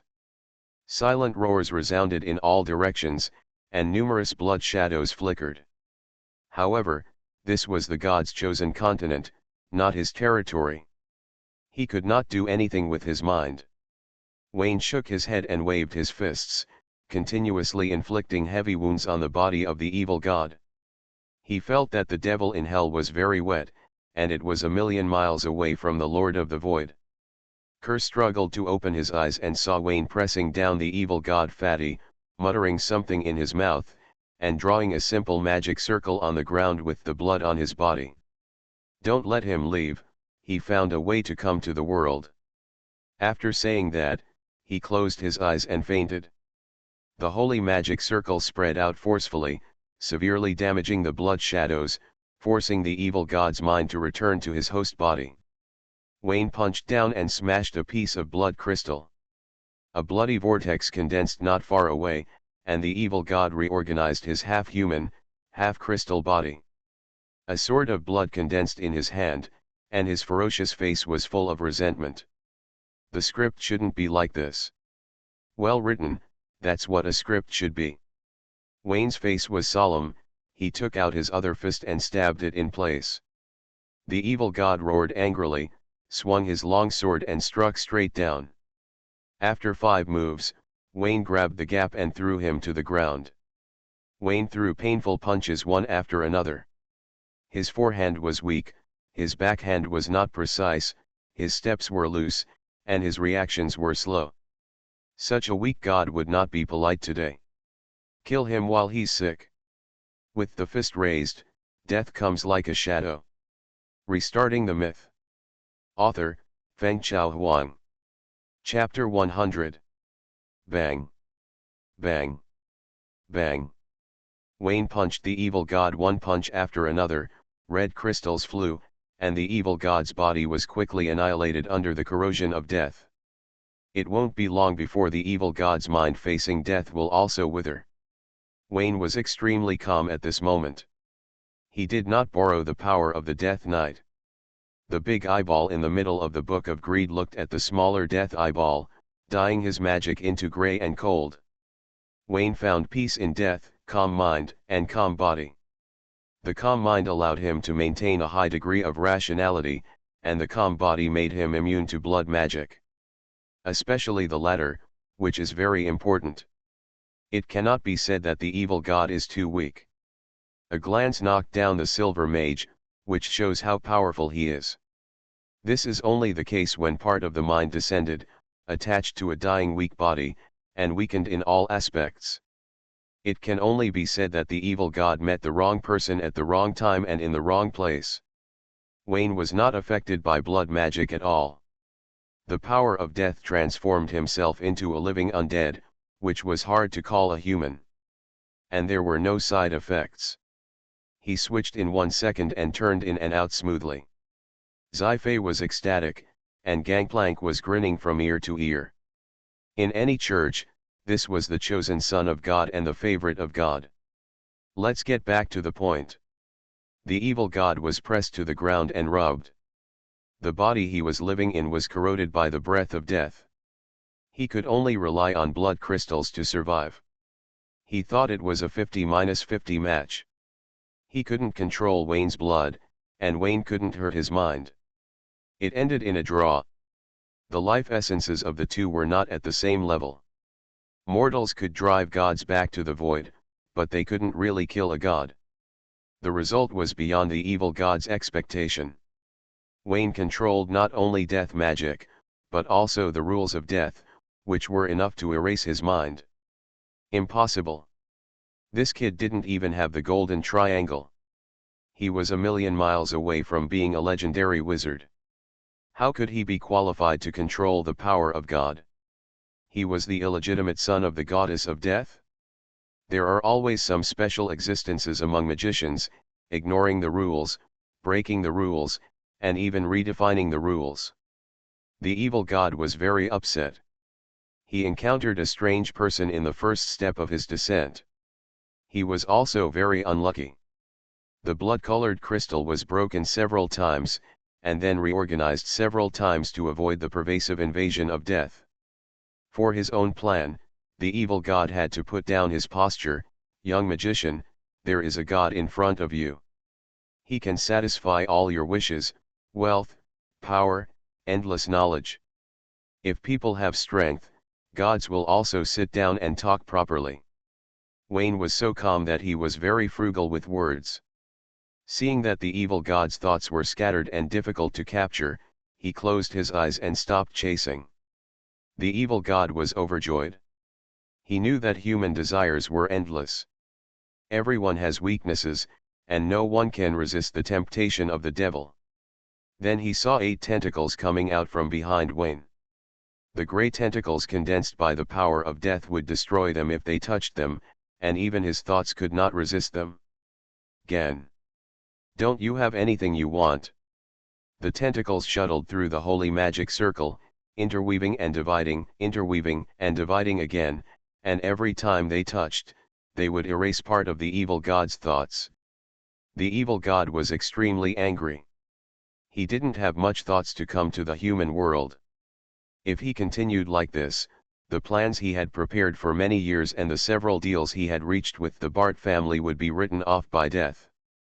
Especially the dragon blood, the information he had obtained at a high price, and he had spent countless efforts to reshape it. He would never give it to others as a wedding dress. If you can't get it, destroy it. No one can stop him from coming to the human world. The blood crystals reunited and expanded to a red crystal sphere with a diameter of 5 meters. At the moment when the 8 tentacles completed the encirclement, it exploded and broke into pieces with a bang. Hundreds of red crystal venomous snakes flew and swam, gnawing at the holy light magic barrier arranged by Kerr. Although most of them were shattered by the death tentacles, some of them still managed to break through. Wayne was not surprised by this. Grey mist rolled in his eyes. He raised one arm to open the death barrier. The grey barrier opened the curtain, blocking all the exits of the corridor, vowing to cut off all the thoughts of the evil god. He. The grey barrier echoed with wild laughter, and the pressure full of anger and destruction rose steadily behind Wayne. He turned around in surprise, and the magic circle for purifying dragon blood was shaking violently. The terrifying high temperature melted the surface into magma, and the lava flames erupted like a volcanic eruption. Wayne retreated repeatedly, and his clothes suddenly caught fire. He slapped the flames on his body, took 2 steps forward and grabbed Kerr's wrist, looked at the terrifying figure slowly condensing in the flames, frowned and walked away. It was a burning dragon, made of pure dragon blood, and resurrected under the control of blood magic. From scales to claws, even roars and dragon power were vivid. As Wayne walked away, he stared at the dragon and saw a ball of golden dragon blood in its translucent chest. The dragon blood was being consumed rapidly, indicating that the dragon could not last long, but the evil god's thoughts escaped during this gap. Roar, roar, roar. The dragon landed on all fours, folded its wings, and rushed towards Wayne, roaring. Wayne had no expression on his face. He held Kerr in one hand and played hide-and-seek with the dragon in the caves that stretched in all directions. While confusing the dragon, he led it step by step to the abyss at the end of the waterway. Has the evil god been destroyed? While going around in circles, Kerr's head hit the stone wall and he woke up with stars in his eyes. No, Wayne said briefly and ran forward. Then why are you still here? Don't say you didn't see it. Go to Bart Manor quickly. The evil god has gone to find Oga. I have made some moves and should be able to hold him back for a while, Kerr urged hurriedly. But soon, he understood why Wayne didn't chase the evil god and had to go around in the sewer. Roar, roar, roar. The evil dragon spit out flames and chased after him. The high-temperature fire wall evaporated water vapor and burned all directions in a red fire. When it was closest, the fire wall had already ignited Kerr's hair. Hurry, throw me down. His target is you, not me, Kerr screamed in horror. Pa! Wayne knocked him out with a knife. This was the worst teammate he had ever led. He talked too much nonsense. In front of him, the abyss was in sight, and the dragon behind him had also chased after him. Wayne stopped, dispelling the gray mist in his eyes. A vertical line split open on his chest, and a tentacle stretched out and put the dark ring on his hand. Wayne raised his finger to the dragon. It might be a coincidence that the dark ring was worn on his middle finger. Roar, roar, roar. The roar of the dragon echoed in every corner of the underground river, and the two golden hares who were lost also heard something vaguely. Willie, did you hear any sound? Well, your stomach is growling, gurgling. Shut up, no. Because the totems at the entrance were different and the blood that opened the door was different, Veronica and Willie fell into another waterway. Not only did they not find the marks left by Wayne along the way, but they also lost their way tragically. As they walked, Willie was a little hungry and threw the pot to Veronica. The two came to the end of the waterway, and there was a shallow beach in front of them. With the help of the spore vision, Veronica saw a figure kneeling on one knee. The figure was wearing tattered armor, kneeling on one knee, one hand on the chest, with a knight's long sword in front of him. Willie raised her hand and shot out the sunlight. The knight's body had long since decayed, and the bones had turned into soil, leaving only the armor in the kneeling position when he was alive. The armor that once shone with light is now dull, covered with mottled rust, worn at the edges, and even has gaps in many places. Although the knight is dead, his mind is not dead, and his pursuit of honor and faith is deeply imprinted in the armor and the long sword. Sensing the long-lost sunlight, the knight armor slowly stood up, drew out the long sword and pointed it at Veronica. Veronica was shocked. She only had dragon blood, not a dragon. The brainless knight obviously found the wrong target. Willie was stunned for a moment, and then a stronger sunlight was emitted, covering herself and Veronica at the same time. The knight armor retracted the long sword, a ray of thought flashed, and strode around the two people and walked forward. It sensed the breath of the evil dragon. Abyssal cliffs. The dragon chased Wayne and stepped into the trap woven by darkness, and fell off the cliff with one foot. The rumbling underground sea water rolled back, extinguishing the flames and rising endless heat waves, consuming the dragon blood in the heart of the dragon at a very fast speed. After the dragon blood was exhausted, the dragon lost its energy core, and its body collapsed and dissipated automatically. Wayne drowned the dragon with almost no effort. After solving the mobile disaster, Wayne was very grateful. Fortunately, the dragon made of dragon blood had no brain and was not born on the surface, otherwise the consequences would be disastrous. He could feel how terrible the high temperature in the flames was, almost catching up with the person who was in the radiation and didn't know the radiation. Wayne's face was solemn. The evil god would rather waste dragon blood to complete his descent. It was not as simple as living in Oga's body. What's the use of living in a weak maid? The evil god's thoughts could not all descend, and the final result could only be a seat in the lunatic asylum. However, Dragonheart Island will also be reduced to ruins. Wayne took a deep breath, and his 5 fingers reached into the void and pulled violently, pulled, didn't pull it out. What's going on? Where did my big vest go? Wayne's eyes shrank suddenly. He lost contact with Shadow Nightmare and could not transform into Death Knight on Dragonheart Island. Is the distance too far? No, I can sense Shadow Nightmare. It shouldn't be a problem of distance. Wayne closed his eyes tightly, and his mind jumped to the vision of Shadow Nightmare. He gave orders as the master, and his sight followed his mind across thousands of mountains and rivers, across oceans and even a world, and saw the Death Knight sitting on the throne of bones. To be precise, it should be the undead infantry who lost his horse and head. The undead infantry took down Shadow Nightmare, and a wisp of thought looked at Wayne, and the cold and desperate breath of death came to his face. Oh my God, the victim has come to the door. Wayne hurriedly cut off contact with Shadow Nightmare. The information provided by Yulia was wrong. The previous Death Knight was not missing. He had always been there.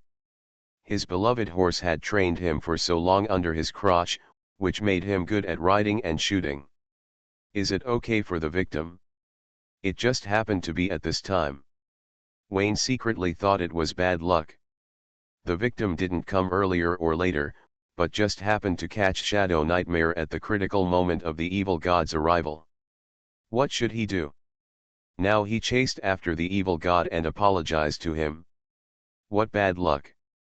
Wayne's back squirmed, and 6 tentacles extended out, climbing all the way down the waterway. When he encountered a stone wall blocking the way, he directly corroded it with the breath of death. When he arrived at the shipyard reservoir, he threw Kerr away, and the 6 tentacles behind him squirmed and turned into 6 pale flesh wings. Spores attached to the fleshy wings, and green leaves grew on them. It doesn't matter if he looks scary. Just put on some makeup and a filter, and he looks decent. Wayne waved his 6 wings and took off. The speed was not fast, but the Air Force was moving in a straight line, which was definitely faster than walking or even driving. Flying in the sky with such a look would inevitably attract passers-by to watch, and there would be many people who would reshape their worldview. Wayne couldn't care less. Reshaping his worldview was better than dying. He had to survive first, and only after surviving could he consider other things. On the ground, Kerr was blown to the corner by the storm, and the back of his head hit the wall with a bang. The unlucky guy didn't know how many times he had hit his head today. He looked up dizzily, watching the 6 wings fluttering away, muttering angel, and then closed his eyes and passed out again.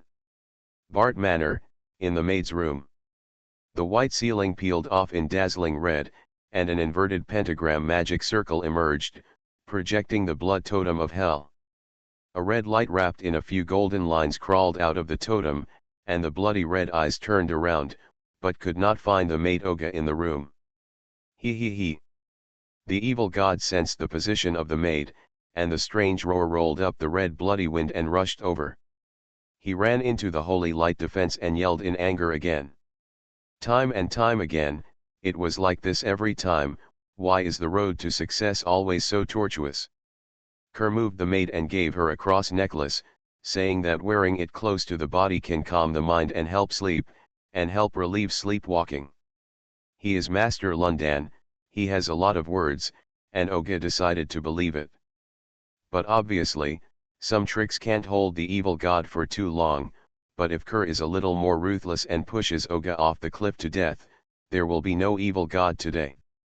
Olga heard some noises and thought it was a mosquito, so she waved a few times and didn't care. Suddenly, she felt very sleepy.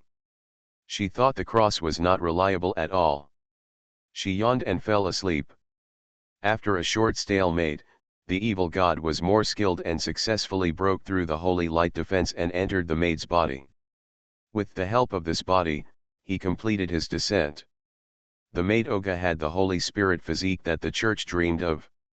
The strange physique could carry more thoughts. Although there were strengths and weaknesses, it was definitely the first choice for performing the spirit summoning technique, which was more reliable than the golden wizard's summoning of gods. There are pros and cons, and the Holy Spirit physique is no exception. It is easy to be possessed by evil gods and evil spirits, and even ordinary souls will be attracted, causing the owner of the Holy Spirit physique to have nightmares. Over Bart Manor, a shadow appeared at some point, and a red thunder snake ran in the tragic clouds. The evil god's thoughts continued to descend, and his power in the world grew rapidly. The maid Oga's body slowly floated up, her eyes were bloodshot, her mouth was grinning in a terrifying arc, and she raised her arms and laughed a laugh that did not belong to her. The evil god has arrived. He took a few strands of golden thread in mid-air and injected the last bit of dragon blood he had taken into his body. The blood of the evil dragon transformed his body, and his strong mind ensured that his body would not collapse because of the dragon blood. The maid's slender figure soared to 2 meters, and under the dense scales, her hands and feet turned into dragon claws, and a long tail and wings extended from her back. On the forehead, the dragon blood was alienated by the evil god's mind, and a pair of curved horns grew backwards.